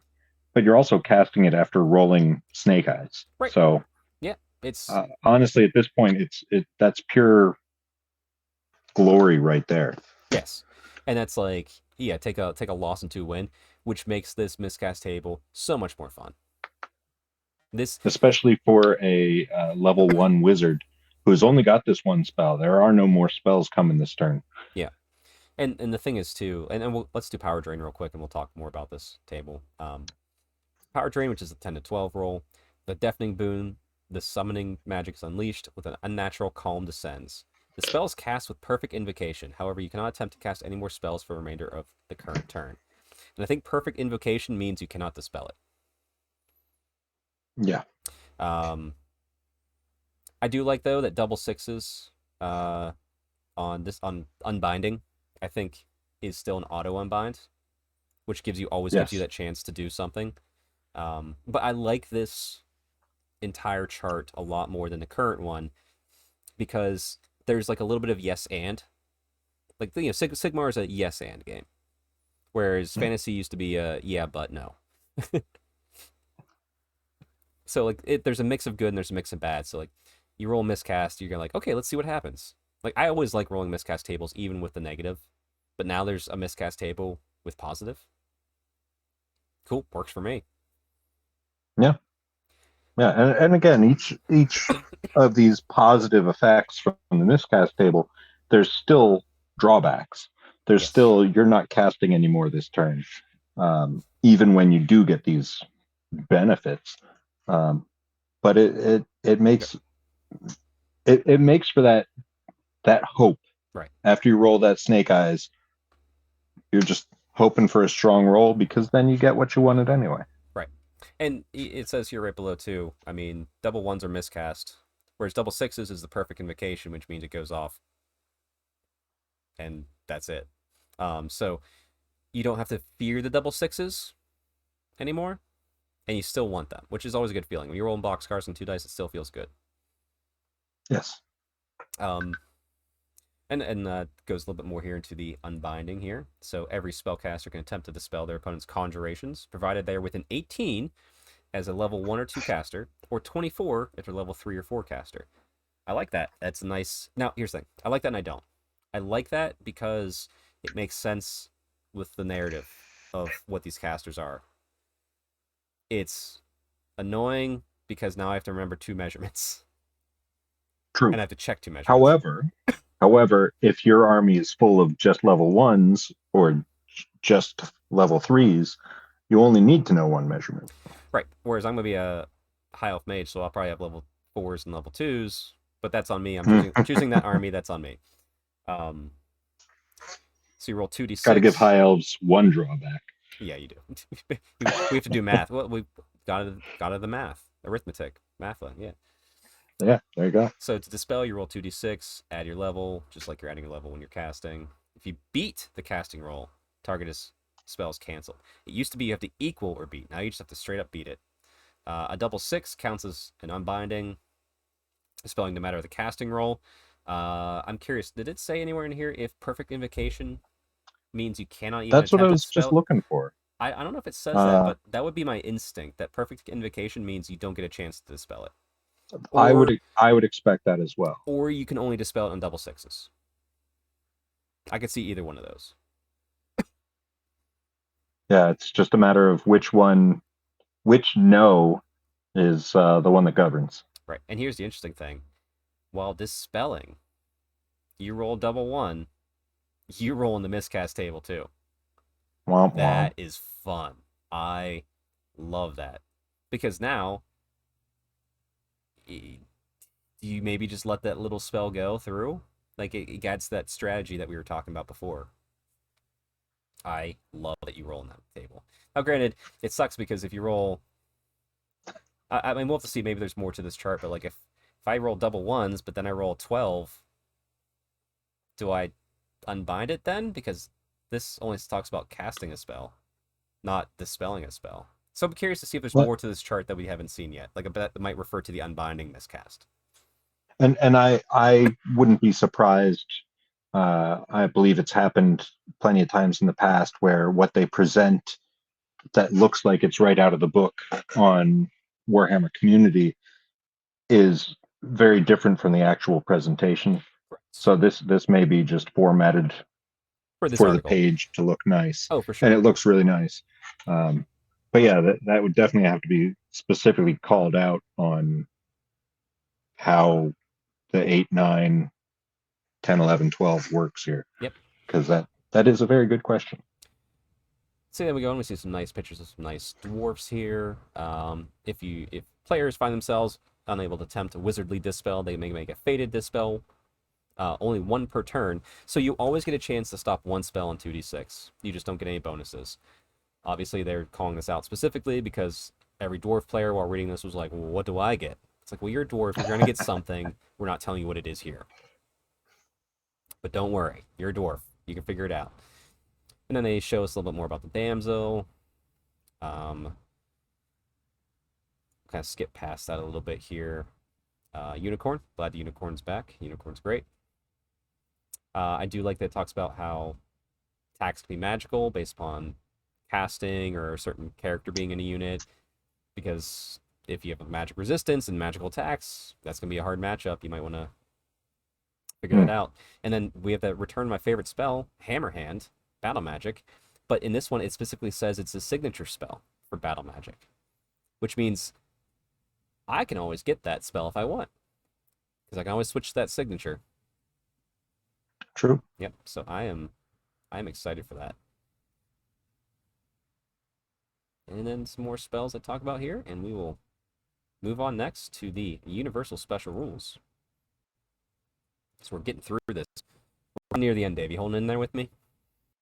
Oh yeah, I'm in it to win it. Let's see if the Cleveland Browns are still in to win. Let's take a short break here, and let's see what we got here. I want to see if Neil's night is wasted or not. Because Cleveland always has a way of sucking. Well, I mean, if Neil's watching a Browns Mm-hmm. game, he himself should be wasted. All right, so right now, That's a learned skill. it's 10 minutes left in the fourth quarter. Browns are up 34-17, so it's there's still a chance for Browns to lose. And the Jets did apparently score on a pick six. Perfect. So There we go. at least Anyway, they've got that going for them. let's talk about universal special rules. Things I love. And I get if people don't like it. I like them. Essentially, universal special rules. Dave, you probably first experienced them with 8th edition fantasy, I imagine, correct? Pretty much, yeah. Which it's just a set of predefined rules that you can attach to units. Like, okay, this unit is Swift Stride because they're cavalry. Cool. That means they all get that same bonus. Or, you know, sorry, we're on the 20 Knights here. So Lances, Armor Bane. So Armor Bane. Armor Bane X. You'll see Armor Bane 2, Armor Bane 3, maybe even Armor Bane 4. You'll know what Armor Bane is because it's the armor piercing characteristic of this weapon improved by the amount shown in the bracket. Great. I know what Armor Bane is. Um, Yep. it talks about other things like close order, stomp attacks, um, just universal special rules, which will be rules that every army can potentially have. And that's going to be in the core rulebook. One critique I do see, and I've heard before, is universal special rules can make designing units become more lazy because you just want to Mm. attach certain things to it. But the thing is, I always say, is you can always add more universal special rules. Well, and they say they've got about 75 in the game. which is a lot. So you're going to have infinite potential combinations, really. Right. And I hope, So it's mix and match. right. And the one thing that's kind of hard to deal with, and I hope they don't do it with this game, uh, there's things where, like, okay, if you're a cavalry unit, you have these universal special rules, as opposed to just That's saying they have them. Like, don't do subsets like that, because that gets a little bit hard to remember and to teach. That's where universal special rules become a cumbersome thing. If they're all just and listed on the data slate or war scroll, it's fine. that's exactly what I was going to say, because I remembered struggling with the Army special rules or the Universal special rules with Eighth Edition, and that's exactly why. Because you don't know what cavalry does unless you look up, oh, here's cavalry in the book, and now it tells me what cavalry actually means rules wise, Right. as opposed to just throwing all the individual keywords there. Because that's an elegant solution. I'm hoping that the keywords, the Army special rules, these Universal special rules, I'm really hoping they're collected in a much tighter format than they were in Eighth Edition. Because I'm looking Yeah. at the rules here, and it's like so many pages of these special rules. Yeah. It And shouldn't have to be that complicated. no, and it just should just be an alphabetical list, so you kind of know, like, oh, what's this again? I can look it up 2 seconds. We can move on with the game. I just, as long as we move away from the subsets of this type of unit has these specific rules, because then Yes. it's hard to remember that specifically. If I just go, Yep. these units have these things, it's easier.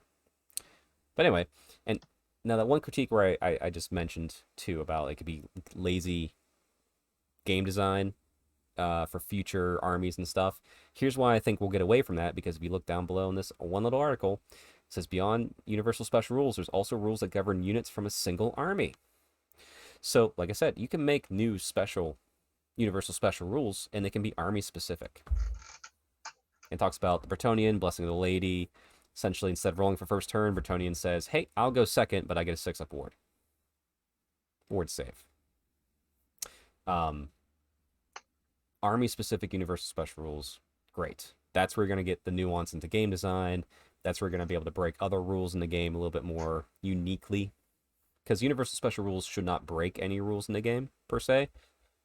They should Right. maybe adjust things here and there, like, oh, you ignore the leadership because you're stubborn.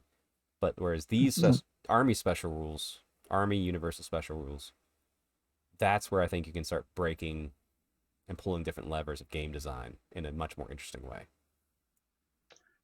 Now, this actually raises me to a point that I'm just now thinking of. I wonder what they're going to do in terms of transparency and openness of rules. So, Age of Sigmar, you get all of the war scrolls for free. Yeah. But if you want the army specific rules, you're buying that army specific book. Right. What I would love to see from that practicality perspective of, I'm playing the game, I'm going to play against a whole bunch of different armies. I would love to be able to look up and say, okay, he says this has Dragon Slayer or the Dragon Slaying Sword. Okay, I see exactly what that does. Right. And I'm very curious about that, because I expect what they're going to do is they're going to have, okay, I'm playing against this Bretonian player, and they're going to have to tell me, oh, because this dude is has the virtue of the impetuous knight, this happens. So, But I will be very pleasantly surprised if they're more open with it. I don't know how that open it's going to be. Clearly, there's not. Well, wait, not clearly. I assume there's not going to be an app, like Sigmar, which is fine. I just went to an 8th edition tournament, and I played armies I never played before, and it's going to be very much a community exercise. Now, this community we had there is a great start for an old world style community, because every time I played somebody, like, I'm like, okay, you tell me your rules, I'll tell you mine, and we go and we have a good time. If something seems wonky, just ask and we'll look it up. Let's double check it, make sure. And there was each time, every game, because some people are newer and playing again. It's just like someone had like, oh, can you actually do this? And I could go, well, I think you can. Here, let me look it up in the rule books. Boom, boom, boom, boom, boom. Here's why we can. And they would do something that would teach me something. I'm like, oh, I didn't realize I've been doing that incorrectly or this wrong. So I think that's going to be much more reliance. I have a feeling it's going to be more reliance on communication with who you're at the table to understand these types of rules. Um, if you're playing Bretonnians, I'm playing High Elves. If you want to question something about what my rules are, I should be able to just hand you the book, like, yeah, right there. And if we're still confused on it or you're interpreting a different way, that's when you get a TO. And I've heard Or multiple people be like, "Oh, we should have what we have in Sigmar." Well, tough nuts, we don't. So work with what we have in the best way possible, which is develop a good community where questioning isn't a personal attack. It's more about trying to learn how these all work. well, and I love uh, essentially your TO rule in terms of, okay, so you and I dispute this, we see it differently. How are we going to resolve this? Roll off. Done. Obviously, that doesn't work in a tournament sense, but Right. I But just hey, we're love playing that game. casual. Let's get through the game. Yeah, because Here it does this. yeah, as long to be fair too, most of the I have a feeling because in Sigmar we don't have as much issues anymore where it's I'm reading this in a way where it's completely beneficial to me and not negative to me at all. Like that doesn't really happen anymore. Right. When that happens, that means you didn't finish reading your rule. Um, I have a feeling with My modern rules with this, it's going to be very much like you said. Like it doesn't really matter which way things go as a question. Like as whenever at Sigmar, the hardest questions are never the ones like the cut and dry ones are very easy. Like the questions that you have to answer most as a Sigmar TO right now, at least on outside of like the highest level of games. Let's set those aside because they get really nitty gritty into some deep level stuff, and that's fine. But like most tables, the question isn't about how this rule works because it's going to benefit someone wildly. It's how does this work because it's just not clear because it's just written that way. And at that point, it's just getting an answer to get through the game because it doesn't really matter. It's not going to affect that much one way or the other. It's just like, how do we play this? That's 90% of the tables, 90% of the questions. So, like you said, you just if you're playing with somebody, just roll off, make a note, maybe ask somebody that might know better than you two, and get through the game. and I know my very first game of Age of Sigmar, my very first war game ever. Well, outside of Hex war games that I played with my dad years ago. Uh, First tabletop war game, my opponent insisted that when he was distributing wounds to his models, he each time wounds were applied, he could put it on a different model. It's Oh like yeah. that's not what the rule says, dude. No, no, that's how we play it here. All Okay. right, All right. Yep. Well, interesting play. those type of people don't last long inside of a community. Their True. bullshit gets called out at some point by somebody who will call them out, and Yep. they'll either adapt or they'll leave. Thank goodness. Yep. But anyway, talk more about more special rules for Bretonians specifically. Um, there's the dragon slaying sword that you're all upset about. Let's roll off for this, Chuck. I'm I don't have a dice next to me. I do have dice. I have my new gifted dice. Will be my new old world dice. Let's roll off. Let's see. I have to find a dice. Jeez. Damn it. What are we even rolling off for? I don't know, All right. Well, but we're doing it. I tell you what. On 1, 2, 3, you have it. On a 4, 5, 6, you don't. All right. That's a 6. You have the dragon slaying sword, Dave. Yes. Son of a bitch. You're gonna kill my dragon. Anyway, That'll teach you. there will. All right. The last we're not gonna go through the Bretonian lore or the Tomb King's lore, but we are gonna go through mustering your army. And then we're gonna do one more article after this, which is the release article, and we'll call it a night, Dave. So hang in there a little bit longer with me. I'm with you. I'm with you. All right. Building an army. Army composition list. So there's characters, there's core, there's special, there's rare. And there's also mercenaries and allies. That's fun. In 8th edition, you couldn't really. I don't know if there was many mercenaries anymore. Like the Regiment of the Renowns, I don't think were around. And allies, you could do allies in like specific narrative things like Triumph and Treachery and just weird game systems, not core game systems. So, curious to see how it's going to work. Uh, I'm always fearful of allies because I see what they do in 40K and Sigmar, where if something's just written very poorly or way too good and way too cheap, it will be in every list. Don't want to see that. Yep. I think that's harder to do in this style of game, per se, outside of maybe like a unit here and there. But I would assume allies probably can't be. You can't probably can't grab a rare unit.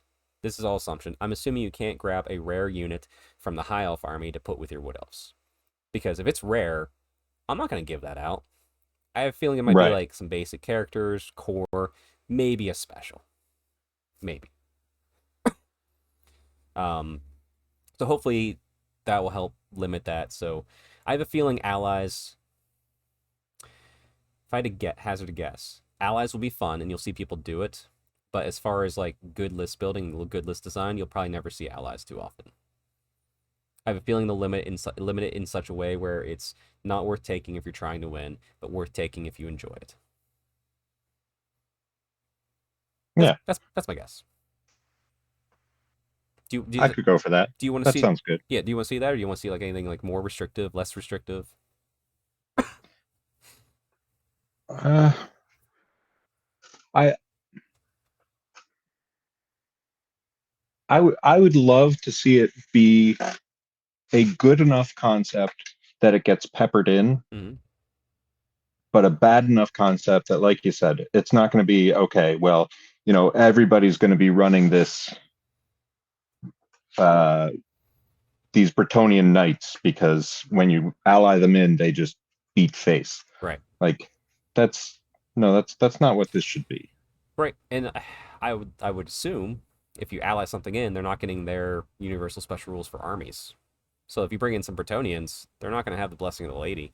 There's going to be some knights on horses. Yeah, they're just going to have the blessing of that guy over there who they're deciding to fight with. Exactly. Yeah, I would rather I'd rather ally and mercenary choices be subpar, where you're not hurting yourself too much by taking them, but they're not going to ever be good enough to win you a game.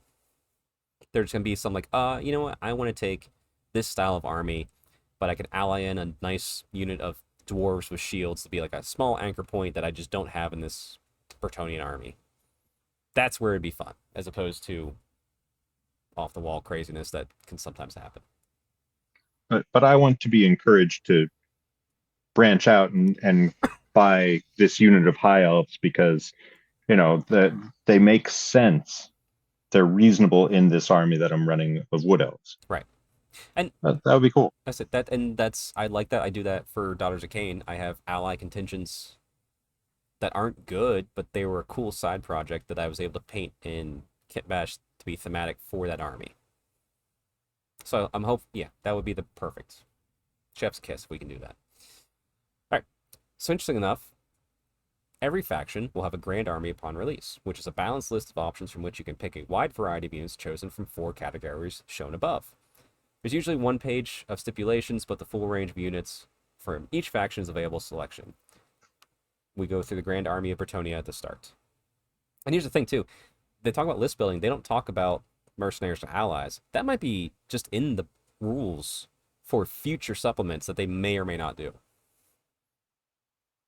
So you never even Indeed. know. Yeah, they don't really specify that. So taking a look at the Kingdom of Bretonian army list.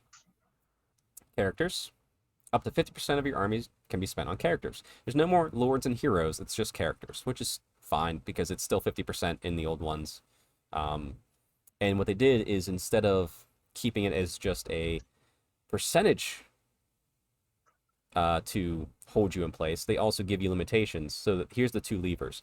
You can't be more than half your army can be lords and heroes, and you can only have 0 or 1 duke, or 0 or 1 baron or prophetess at 1,000 points. And then you can have as many paladins, damsels, and sergeants armies as you want. So like your really beefy characters, like a prophetess is going to be your level 4. A Duke's going to be your just badass on the giant Pegasus Knight. You can have one of those each. So you're limited on how many points you can spend in total and how many specific of certain units you can take. So you're not going to be just like, you're not going to be, I think we're not going to be Death Starring as easily. which is good. Yes. That's something that we shouldn't see. Yes. Let's see. Core, at least 25% must be spent on core. That's fine, is what it is now. It's your tax. You have to take it. You have to eat your vegetables before you get your cake. Unlike Sigmar, where And you just have cake, cake, cake, cake, cake. What type of cake do you yes, want? Take that cake. and I actually like, and I wasn't familiar with this, so it may be a holdover. I like that they're requiring you are going to have these things. That's You new. must have Yep, Knights of the Realm on foot or mounted. You that's must have men at arms yep. or bowmen. That is brand new. Now here's the thing: they'll call out later in this article that this is the Bretonnian Grand Army composition. There's gonna be other armies of Bretonia that you can play that will have Hmm. different variants to this that can change this whole thing up. So there might be a list where it's you can take all the cake and have fun, but maybe that won't be tournament legal. Who knows? But I do like that too. Like you have to take these things. This is Um, just going to happen. yes, and it makes sense. Gives you a nice silhouette of an army, gives you a nice composition to a whole army. Um, Special 50%, rare 25%. Oh, here we go. Actually, mercenaries. 20% of your army can be spent on mercenaries. Allies can be 25%. And if you look, it based upon what army you are, talks about what you can ally with, which obviously is going to be the good versus evil factions. But some are suspicious, which does exist in the current 8th edition. It just means they can't be within a certain distance of one of your units. Otherwise, like Hmm. you're leery of them, and both units will do nothing on a bad leadership roll or something. I don't know how they're going to handle it in this game. Hmm. So maybe we will have allies from the start. Interestingly enough.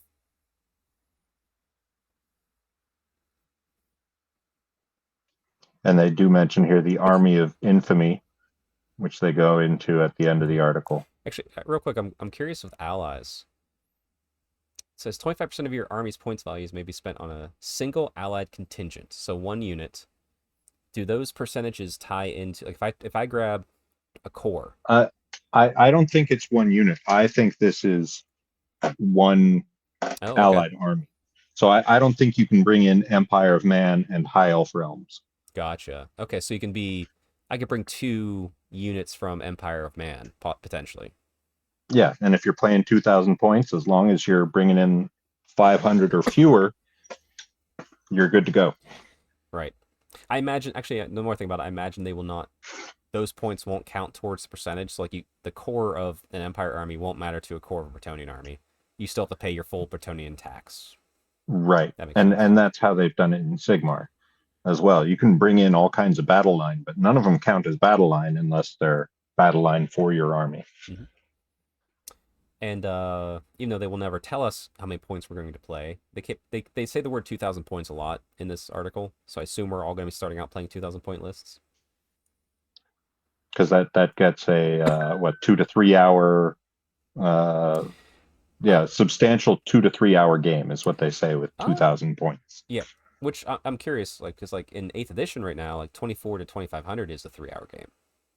Hmm. But we'll see how it plays. And It'll then be interesting to see how those points match up, sort of. yep. And then we get some more looks at the Lords of Bretonnia, how we're gonna be able to have fun upgrading different heroes and that stuff, which is the best part of list building in my mind. Battle tactics, thinking about battle tactics and battalions is not fun list building tools in my mind, but Hmm. all these weapons and upgrades and stuff is. That's just how my mind works. So I'm happy to see that I'm gonna be spending hours thinking about what to do with the last 25 points of every list for multiple hours. Um, Yeah, and I hate the battle tactics thing and even the grand strategy. I love grand We strategies. You leave played them a alone. we played an event day at the shop this past weekend, and I played against two traditional 40K players, and we did do We did do the grand strategies, but honestly, the outcome of both games was obvious. But ignoring those battle round goals made the game so much cleaner. Right. Well, here's the thing. It We're was not we're just not here. When we went over the Tarathi pack, I gave my views on that. We're not here to bash or talk about Sigmar. We're here to just talk about our love for Old World. So leave the battle that's tactics fair. aside. That's fair. Let's just keep going through. We can complain that they called us all grognards in this article. Now, technically, if you look up the definition of grognard, it's not a bad term, but I feel it has a negative connotation in the wargaming Mm. community anymore. So I was just like, when I saw Oh yeah. that, I was just like, huh, never thought that I'd ever see that written in a GW thing Well, anymore. they also specifically referred to that to wound table as beardy as ever. So That's true. That's true. I think they understand the humor behind these Yeah. Oh yeah. these terms as opposed to the malice behind them. Right. I would agree to that, but it was like one of those things. Like reading it, I just like, wait, really? They put that in there? Okay. I didn't feel We're like doing what now? I didn't feel attacked. I was just like, never thought I'd see that word in there. But anyway, moving on. Here we go. The dreaded strike last because you have great weapons, which is good. You know why I'm excited? Strike last is in here, Dave. It Because means I mean, strike first is there. strike first is there, and high elves will hopefully get it, and wood elves. But I honestly hope it's not army wide, though. I think it should be maybe a greater percentage of units or a greater likelihood that a unit in the elf book would have strike first. But I don't think it should be army wide. I think I that's a don't mistake. mind it being army wide. What I think does need to change from current 8th edition is if you have always strikes first and always strikes last. Let's take my beloved White Lions or Swordmasters, for example. If you have always strikes first and always strikes last, you will strike at initiative, which means you don't strike first, Mhm. but you don't lose the rerolls. And before you come at Oh, me in the comments, everybody, I've looked into this deeply. So if you have always strike in 8th edition, if you have always strikes first and always strikes last, you're swinging at initiative, but you still get rerolls as long as your initiative is higher. I mm. think it should be if you have always strikes first and always strikes last, you just lose any benefit of always strikes first and you swing at initiative. You don't strike last, but they cancel out, and the only benefit is Yeah. just at initiative, as opposed to getting rerolls, which is what makes Swordmasters ungodly good. But that's neither here nor there. I like your proposal for what it's worth. Yeah, yeah, exactly. Thank you. See, we have a hippogriff. Cool. See some more Bretonian I just stuff. love the phrase here, griffonic pelt. I love it. True. I new noun phrase for me there. I'll give you $1 every time you use it in your classes. Oof, Seriously, that'll be tough. it will be. I will figure out a way. Let's We're see. gonna make this happen. Then we see some a nice little war scroll for the minute. Do we actually are we calling these war scrolls? Do they tell us what they are yet? What they call these? No, I don't think Hmm. so. I'm gonna call them war scrolls for now. But I do like gives you unit size. You get a champion. You get standard bearer, musician. There's a ground monk in here for something else. I just like that there's command squads you can buy again because that's just fun list design. I would assume Yeah. if there's champions that there's also challenges again. I don't know if we've seen it anywhere. I would assume challenges still exist. We'll figure that out when we get there. I have to believe uh, this Grail Monk functions as a kind of second champion. I have to believe that's relating to challenges. I would, yeah, that would make sense. Anyway, we'll see. That's time will tell for that, right? Yeah. And then here, we both mentioned it up above, but the armies of infamy. So the Grand Army is not the only way to select a force, however. Each faction will gradually gain access to armies of infamy, which provide often wildly different ways to muster a force. Bretonian Lord, you might wish to enter exile, especially as it means you can take forbidden border prince bombards into battle. While those who really just enjoy knights or more knights and more knights may be an errantry crusade, which, yeah, I've seen people play all the trebuchets and all the peasants in 8th edition. I've seen people do all-knight armies. So it's nice that there's going to be options for everybody at some point. Yeah. And yeah, a nice little confirmation. Yes, every faction that is getting a PDF list and will have a grand army in it. You may not get these extra fun ones right away, but everybody will be able to build a list. And it'll be fine. So then brings us to the last article we're going to discuss. The one that came out December 26th. The release. Yeah, actually, someone else I think called us out. The title of this is The Old World. The Tomb Kings of Khemri are revealed. And you go down and it's just like, here's the launch. Like, okay, did you clickbait me the wrong way on this one? You showed me some Tomb Kings at the end, but I feel like this is not just about Tomb Kings. We are returning to the world of legend here. It's definitely the full the first 60% of this article is here's our release, and the last 40% is, oh yeah, we had this headline about Tomb Kings. Here you go. Sure, yeah. All right, so we see that I mean, there's rumors all over the place for it, but here's what we have. There's going to be 2 launch boxes. One's going to be the Bretonnian army. One's going to be the Tomb Kings army.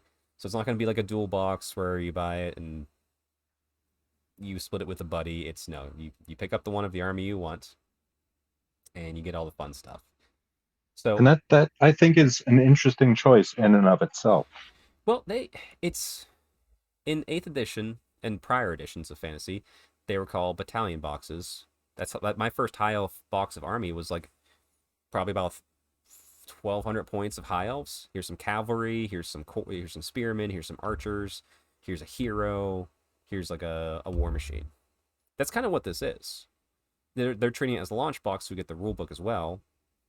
Whereas before it was just like the box of models. So it's a throwback to that more so than much else. And also too, you know, being the specialist game studios, they don't have the full production line that Games Workshop has for like Age of Sigmar 40K. Mm-hmm. So if you make a bunch of these specifically aim boxes, you have less people fighting over them. Supposedly, that would be my thought process. It's like I'll look at this and go like, oh, I want to get the Tomb King box, but I don't want to get the Bretonnian box. Whereas if it was 500 points of Bretonnians versus 500 points of Tomb Kings, everybody's going to try buy that same box, and then everybody has extra crap that they maybe don't want, or have to figure out how to sell. Well, and it's a lot less army too. Yes, there's 1,250 points in these boxes, both of them. I'm sure that's before upgrades or with general upgrades up and down. It has some new models for both armies. It has a bunch of old models. We're looking at the Tomb Kings ones right now, so you obviously get the new Tomb King on foot, and then you get the Bone Dragon guy, which is cool. 3 chariots, looks like 8 horses, skeletal horses, which that kit can make archers or spear. Curious, those bases look like they're the old 25 mil bases, not the upgraded base that we've seen other cavalry on. It's hard to tell. No, actually, no, it's just the angle. I bet they are in the new one, because the ones on the left of the spear. Oh, there's 16 horses. Wow, yeah. Never mind, sorry. Yeah, 16 skeleton horsemen. That does look like they're on the new size base. No, they're good. Was that 32 archers? 30? Yep. 24 spearmen or something? The numbers are listed below. Oh. I should just read, huh? So you're guessing. Okay. But you were doing well. Oh, 16 horsemen, 32 skeleton archers, 40 skeleton warriors, and then the heroes. Great. That's cool. I wouldn't mind more archers in my 8th edition army, because I have the hero that likes archers, and I don't have many archers, but we'll see. It means I'm excited for that, because it means I'm going to get some archers for cheap. Because I know I have some people who are going to buy the Tomb Kings box and don't need all those archers. Then we get to the Bretonnian box, which looks gorgeous as hell. Yep. What was it? Get the Duke or Baron, the new beautiful kit. 12 Bretonnian Knights of the Realm, 36 men at arms, 24 peasant bowmen, with the defense stakes. Good. because it was only on the sprue. I'd be a real shame if they decided to just not print that. They made all these molds and went in there and took those off. Like, we're selling them separate. And then 3 Peg Knights, Pegasus Knights. And then a transfer sheet with 176 transfers? What? Yeah. That's a lot. I tell you what, if this is the army I play, I'm not touching that goddamn transfer sheet. Nah, man, they'd be beautiful on there. Um, yeah, it's gorgeous. Pegasus Knights are way in the back because if you put them next to the new Duke or Baron Pegasus Knights, they'll show their age. But also, he's a hero. He should look cooler anyway. Whatever. And he in particular has a gorgeous model. Mm-hmm. But I have to say, I think the Tomb King's, whatever the hell that thing is The Bone Dragon? the Necrolith Bone Dragon. That to me is just awesome. That's the winning model out of these boxes. Oh, really? Okay. Where realistically there are 2 new models, unless this is a new pose for Cetra. That's not Cetra. That's just the Tomb King. Oh no, they go down later and No. They didn't say any of this is Cetra. Oh, It's fit sorry. for Cetra. It's an emissary Yeah, of Cetra. Cetra. Yes. We'll get My down bad. there. I misread. I think I'm unsure. I think if I was to buy one of these boxes, I'd buy the Bretonian box because I have a Tomb King's army. I can't imagine how you got that. 4s, baby. 4s. But if you're not interested in one of these boxes, because I'm torn right now, like I don't really need many more Tomb Kings. I could use some archers, but I can pick those off of friends who are probably gonna buy a couple of these boxes, or try to at least. I don't know if I want to start a Bretonian army. I just want to really get into my high elves, so I might just be buying the books to start. I don't know. I'm torn myself. Like reading about the rules and how they give so many examples from the Bretonian army. It's like these guys look awesome. Yeah. But those models are. I wouldn't be surprised if some of them are almost as old as I am. I think some of them are 20 years old at this point, at least. Okay, that's all. Okay, I'm older than 20, but my students aren't. So, I want models that are like from within my son's lifespan. That's what I'd be looking at.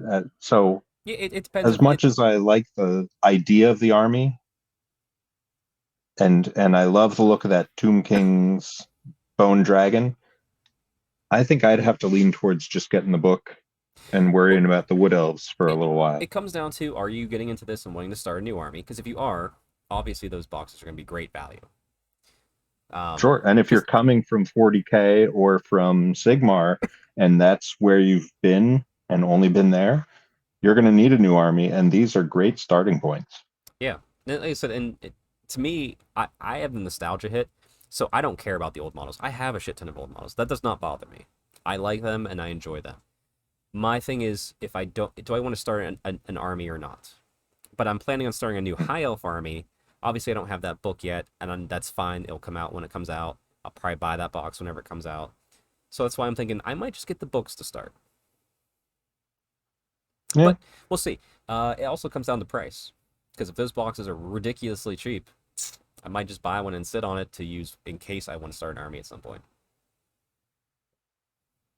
Yeah, and it's an interesting idea because they have a number of price points to land at. So in your 40K, those Vanguard boxes or whatever they're called, the combat patrols. Yeah.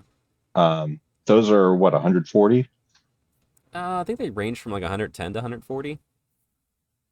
And then in Sigmar, you've got your army boxes that are the Vanguard sort boxes, of a. And are those at that same price point? Yeah, they're about the same price point. Yeah. But if this is the starting I boxes, then wonder, they might be cheaper to get into. And then well, with a lot of those... Then again, they include the book. So right. It may be that these are like, 150, 160 with this rule book that is going to be $85, $50, $80. Yeah, I bet. Yeah. 80. I So if these come out at 150, no, I 160, I bet they're coming out 200, 210. I think what will help keep the price down if they're smart about it is the fact that a lot of these sculpts are older, so like they should be paid for mostly at this point. So mm, maybe they'll be able to discount those more to get that cost down. But I would expect 200, 210, maybe 230 at most for each of those boxes, which is still a good I'm deal, I think. I'm gonna come in with the aggressive price point, and I'm gonna guess 180 Okay. because again, there are only these two new molds. All of these, as you say, they've been paid for over and over again by long ago sales, um, and they want to move. They want to get people into this new game, and even so, even if they charge 180 and the rule book itself is $80, that's $100 of initial investment to an army where you're going to buy more models. Oh, for sure. For sure. So I'm going uh, back beginnings of the start collecting movement with that aggressive pricing to get people into the armies. Okay. All right. That's We'll my guess. we'll circle back upon release. We'll have you on. We'll figure that out. But what we all know for certain is we're all getting this rule book one way or the other. This big blue book, the BBB, triple B. Not the big red book There you anymore. go. It's the big blue book. Um, Just also, just for spite, I'm going to call it the BTB. I'm going to call that teal. okay, we could call it teal book. That's fine. And by the way, I like the color. I think it's a good color. Oh yeah, Yeah, yeah. like it's That's I have also seen that presented as blue for good and red, like the old book, for evil. hmm Um, that was just a meme or whatever.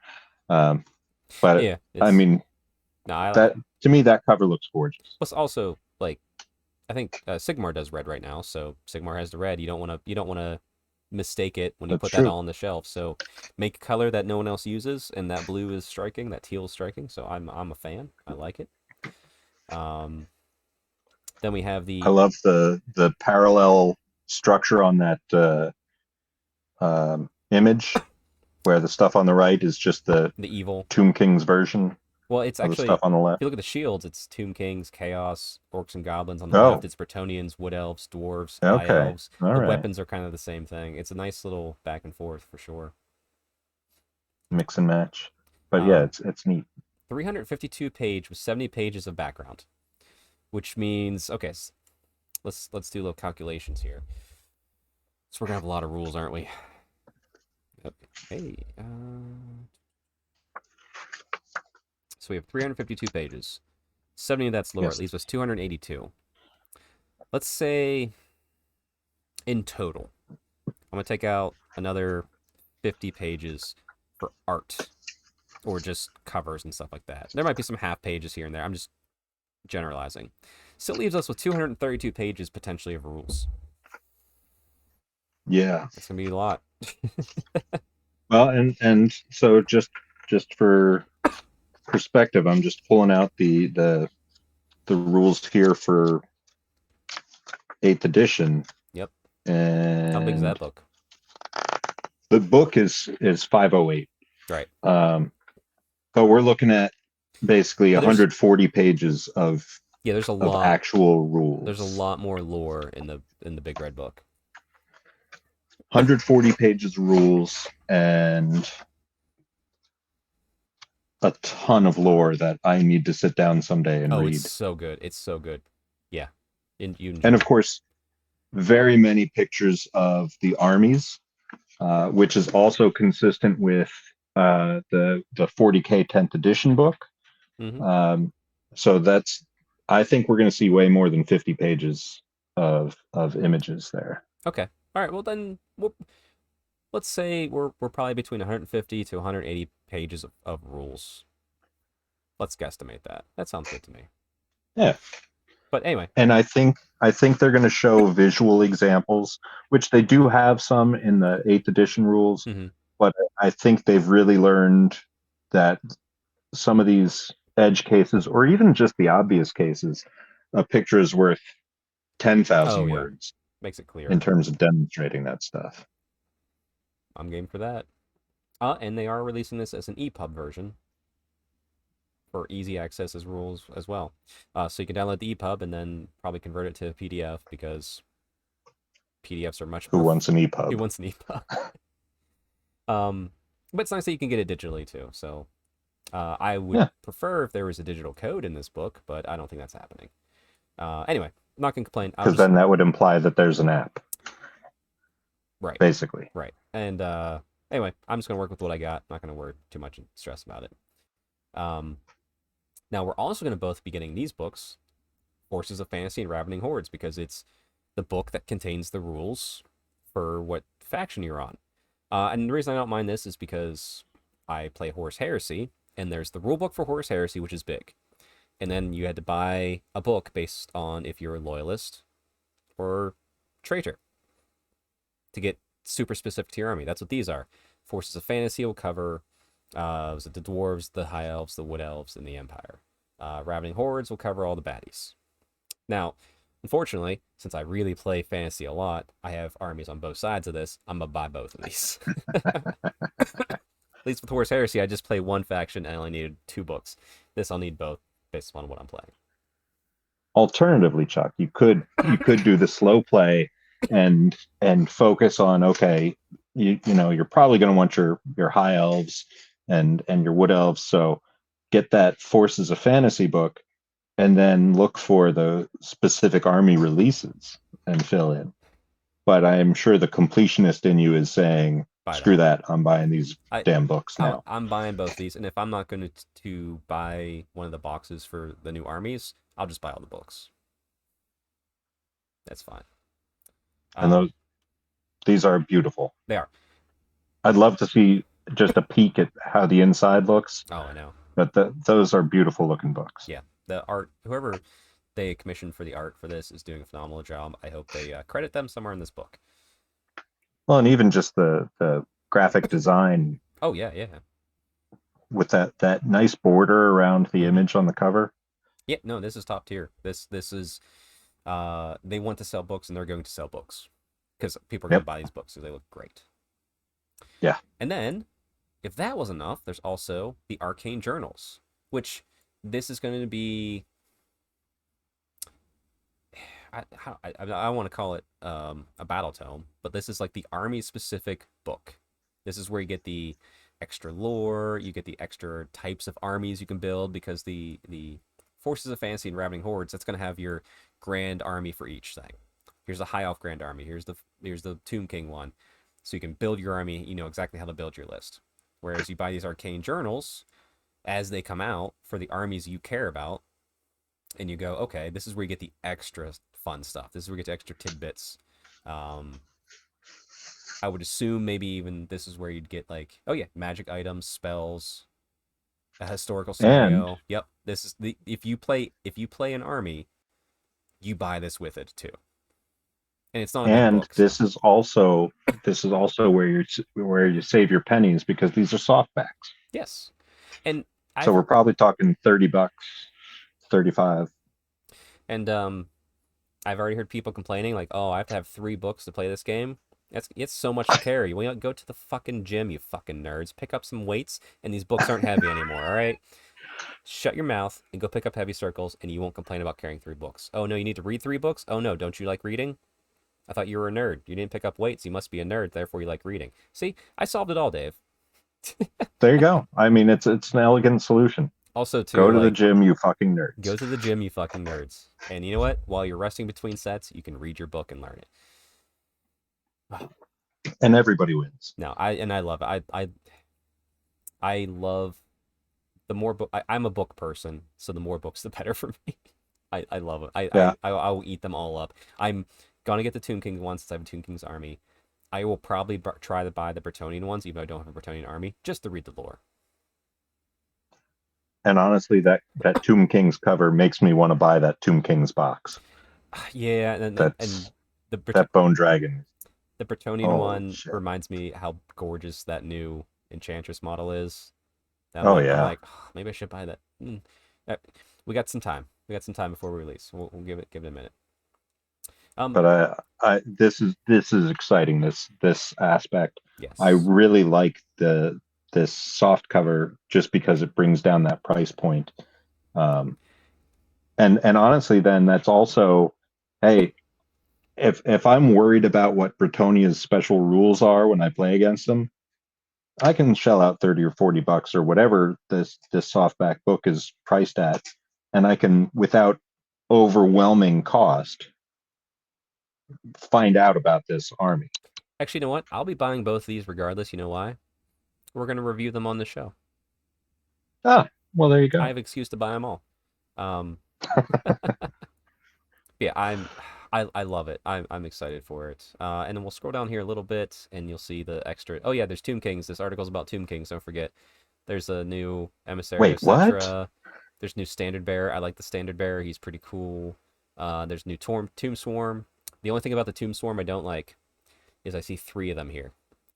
And in the list I have, they used to come in units of two Hmm. plus. So I only have two. So if they change the unit size to three, it means I got to figure out how to get a third one somehow. Yeah, yeah. That that's sounds like a fun kit bash, honestly. yeah, it will be. It's fine. Um, no, it's all good. But yeah. Um, and let's see. Since this is the most recent one, all that's left for now is to reveal the pre-order date for this Avalanche in the World of Legend. We've got a suspicion it might be quite soon. Keep an eye on our community to find out exactly when. So boom, there we go. Not the most in-depth run through of all the rules, but like I said, there's some great shows out there doing in-depth as these articles come out, such as Facehammer, Great Book of Grudges, and Squarebase podcast. So if you want in-depth article to article, check that out. I wanted to run through all this. One, because I'm so excited for Old World. I want to talk so much Old World. It's clearly going to be taking over my mind and probably taking over a lot of this content on this show for quite a while. Rest in peace, Neil's uh, AOS narrative text campaign that didn't even get off the ground before it died. No, kidding. We're gonna play it too. Yeah, I'm not giving up Sigmar or 40k. I love those games too, but man, Old World's gonna just grab me by the balls and just go to town. I would have loved it if in this last paragraph they said all that's left now is revealing the pre-order date and releasing the base sizes. Come back next week. I That's what I needed to see. That would have been amazing. the thing I'm hoping for more so than much else is they give us okay. Hey, pre-orders are going up. Here is the full PDF list of all the base sizes. Yep. That's it. And it could even be like, are you selling the bases? Okay. Can I buy them at pre-order day? Or do I need to go elsewhere for bases? I don't care. I'll do whatever. You just tell Yeah. me, give me those base sizes as an official PDF. You're 100% right. That's the last thing I really desperately need to see. Yeah. Because you're going to have people like me that I'm putting together an army. Now, in this case, a lot of this is 3D printed, but shh, don't tell anybody. Um, but I could be buying the right base sizes and being prepared so that, you know, a week after release, when someone's built up their Bretonian or Tomb King's army, I can be like, okay, here's my Wood Elves. Let's do this. That would be Well, nice. don't forget too, they have said in one of the early articles, if you and your gaming group don't want to rebase, this entire game system will work on the old bases as long as you're all in the same style base. So what's going to happen is day one, we all get our books, we all go out to our game store, our local groups, with our current 8th edition armies, build our list, and we play a game. Not even have to worry about rebasing. Yep. I'm not going to worry, I'm going to do a new high elf army, so I'm not going to rebase my old stuff. Outside of maybe a few things here or there, I have just so much of it's fine to do.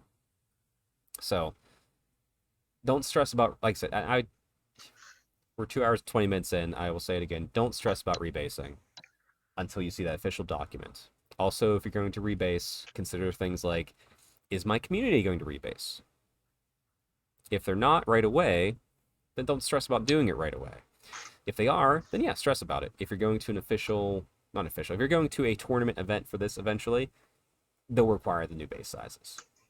100%. However, because your most of it is going to be rank and file, as is the sort of name of the game, if you will. Most of it can be done by just getting a larger size Yep, movement tray, I've already seen out and there. and Yep. I mean, you could, with 3 minutes and some green stuff, just sort of create some filler to separate these models, so that, okay, so I've got my dryads on their 25 mil bases, but they're really on 32s. So all I have to do is make 32-inch spacing Right. and just fill it up so that I have a 25 millimeter square gap inside it. Right. Put my bases on there, and You can boom. always I can always just get the new bases and just blue tack it to those bases. I've already seen people who have created STLs for free, or you can buy them on Etsy if you don't have a 3D printer, of movement trays that separate it out for you. There's plenty of options, and I I'm may not. very well just glue the 25s on top of whatever size they're moving towards. It depends on what your community is doing.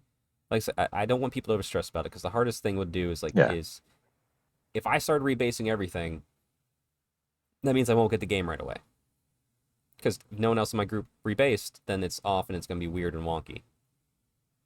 Work with your game group, And work within like what you're after. I'm not saying don't rebase. I'm going to have a fully based old world army that's on the new bases, because I want that. Because I plan to go to tournaments, I plan to do all that fun stuff.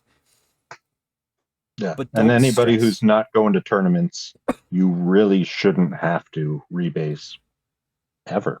I Well, mean, I won't say realistically. ever, because the thing is, there'll be new stuff that comes out eventually. You'll get that new person that's starting to game in, and they're only gonna have Hmm. access to the new bases. Hmm. You will be rebase. Everyone will be rebasing at some point, unless you're a group of old beardy grognards who don't have anyone new coming in to your game group, and you just won't rebase. You're the only group. Right. That's it. And realistically, you're probably not buying new product anyway. Right. Um, or you're At that stubborn. point, you're likely playing 8th edition. Or you're stubborn enough to buy the new stuff and put it on older style bases for some reason. Ooh. Oh. But here, I mean, there are psychopaths everywhere. here and here's Like, but here's what I'm saying. We're all going to rebase eventually, or have an army on this new base size, and that is fine. I'm saying you don't have to have it for day one. yeah. If you're fighting for it for day Yeah. one, that means you're gonna get less games in. Take it at a pace that's comfortable for you and your game group, or around you needing to go to a tournament, all that fun stuff. Just don't rush into it. Like, I know so many people out, like, and some great content creators out there too, like Nathan from the Great Book of Grudges. He's been rebasing for a long time. I think that's not the best idea, but that's what he wanted to do, and that's fine. I'm also saying this from the standpoint, the privileged standpoint, that I get fantasy games in weekly. So I was not Yeah. going to rebase stuff, because I want to keep playing with that stuff as long as possible. You have to base upon what your community is. Just word of caution. But you'll want to rebase, but don't stress about doing it immediately. But I do want to see Yeah. that And, PDF. and I mean, as you start getting whatever army you're thinking of rebasing, as they start dropping new units, if you're going to start mixing old models with new models, or maybe you just decide, you know what, these new models are so much better looking, I'm just going to switch wholeheartedly. Mm-hmm. Maybe you don't have to rebase at all, or maybe you just rebase them as you bring in the new units, whatever. Yeah. Take it as it comes, rather than, oh shit, I got to get this done now. Yeah. I Don't. was only looking at it from my perspective because none of my shit was on bases yet, so Right. So you're fine. it would be nice if I could just wait it out, but it's not really practical. No, it's not like it was for Sigmar, where we're changing that drastically. Sigmar, you had to Right. rebase everything to use it, just because of the way the structure of it worked. But I said, don't overstress it. Get to there as you can. And more importantly, just get ready, because there's going to be a whole lot of Terathi coming in this old world, and a whole lot of lore being written, a whole lot more bullshit you guys have to deal with me with Taylor Swift references. So just get ready. And so next time I play the Age of Sigmar Teyrathi, I'll have to look at her and be like, "You don't look nearly as old as you are. Well, You know, your okay. skin's holding up phenomenally well." So Too Long Didn't Read. Here's the Terathi story. The Too Long Didn't Read version. It's like cough. So she was a high elf, an Azure from the old world. She grew up in a family that was a little bit more openly respectful of Cain, which high elves did worship Cain. It was just one of those gods they didn't kind of like talked about in hush hush tones. You know what I mean? Like you had to respect him, but like you didn't want to curry too much favor with him. Her house was a little bit more inclined to openly offer some thanks to Cain here and there. Nothing too drastic. It's it's fine. Then the end times came due to some machinations of Marathi and such, and just the nature of the beast. She decided and ended up siding with Tyrion and Marathi because he became the avatar of Cain. The Cain influence that was in her from her family's upbringing pulled her to that side in that conflict. So when she eventually was consumed, I would assume she'd be consumed by Slaanesh just like all the other elves were at some point. She essentially was a Cainite, with the witch elves doing all that sort of stuff. And then whenever Marathi and Teclis and Tyrion and Malarian, Malekith were pulling souls into the mortal realms, that's one of the souls that Marathi grabbed was Terathi. So that's how she went from being a high elf to being a daughter of Cain and survived the old world through being eaten by Slaanesh and being pulled out of it. Nice. That's the whole story. In a Too Long Didn't Read that I'll flesh out through many stories and thoughts in my head. Yes, I actually knew that, wink, and was just giving you an opportunity to talk about it, wink. Thanks, wink. But But it yeah, that's a beautiful way to put that lore together, and so you've got your character that has been well loved and well used, and the story is perfect in how you can make the lore in this well established universe we all play in, yep, make it work for you. yep. And I can just enjoy the almost like a weird sort of reinvention in a way, even though it's going into the past. Yeah. It'd be fun. So that will be Journey. I'll do episodes completely on Terathi, and we'll see if Neil can put up with my bullshit for that, or it might just be me talking randomly into a microphone.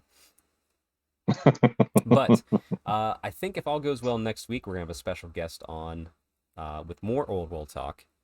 Ooh. Yeah, we'll leave it as a bit of a surprise because I don't want to confirm it, and if something happens, I don't want them to feel bad. But they'll be on eventually, if not next week. But next week might be a special guest star again, 2 in a row.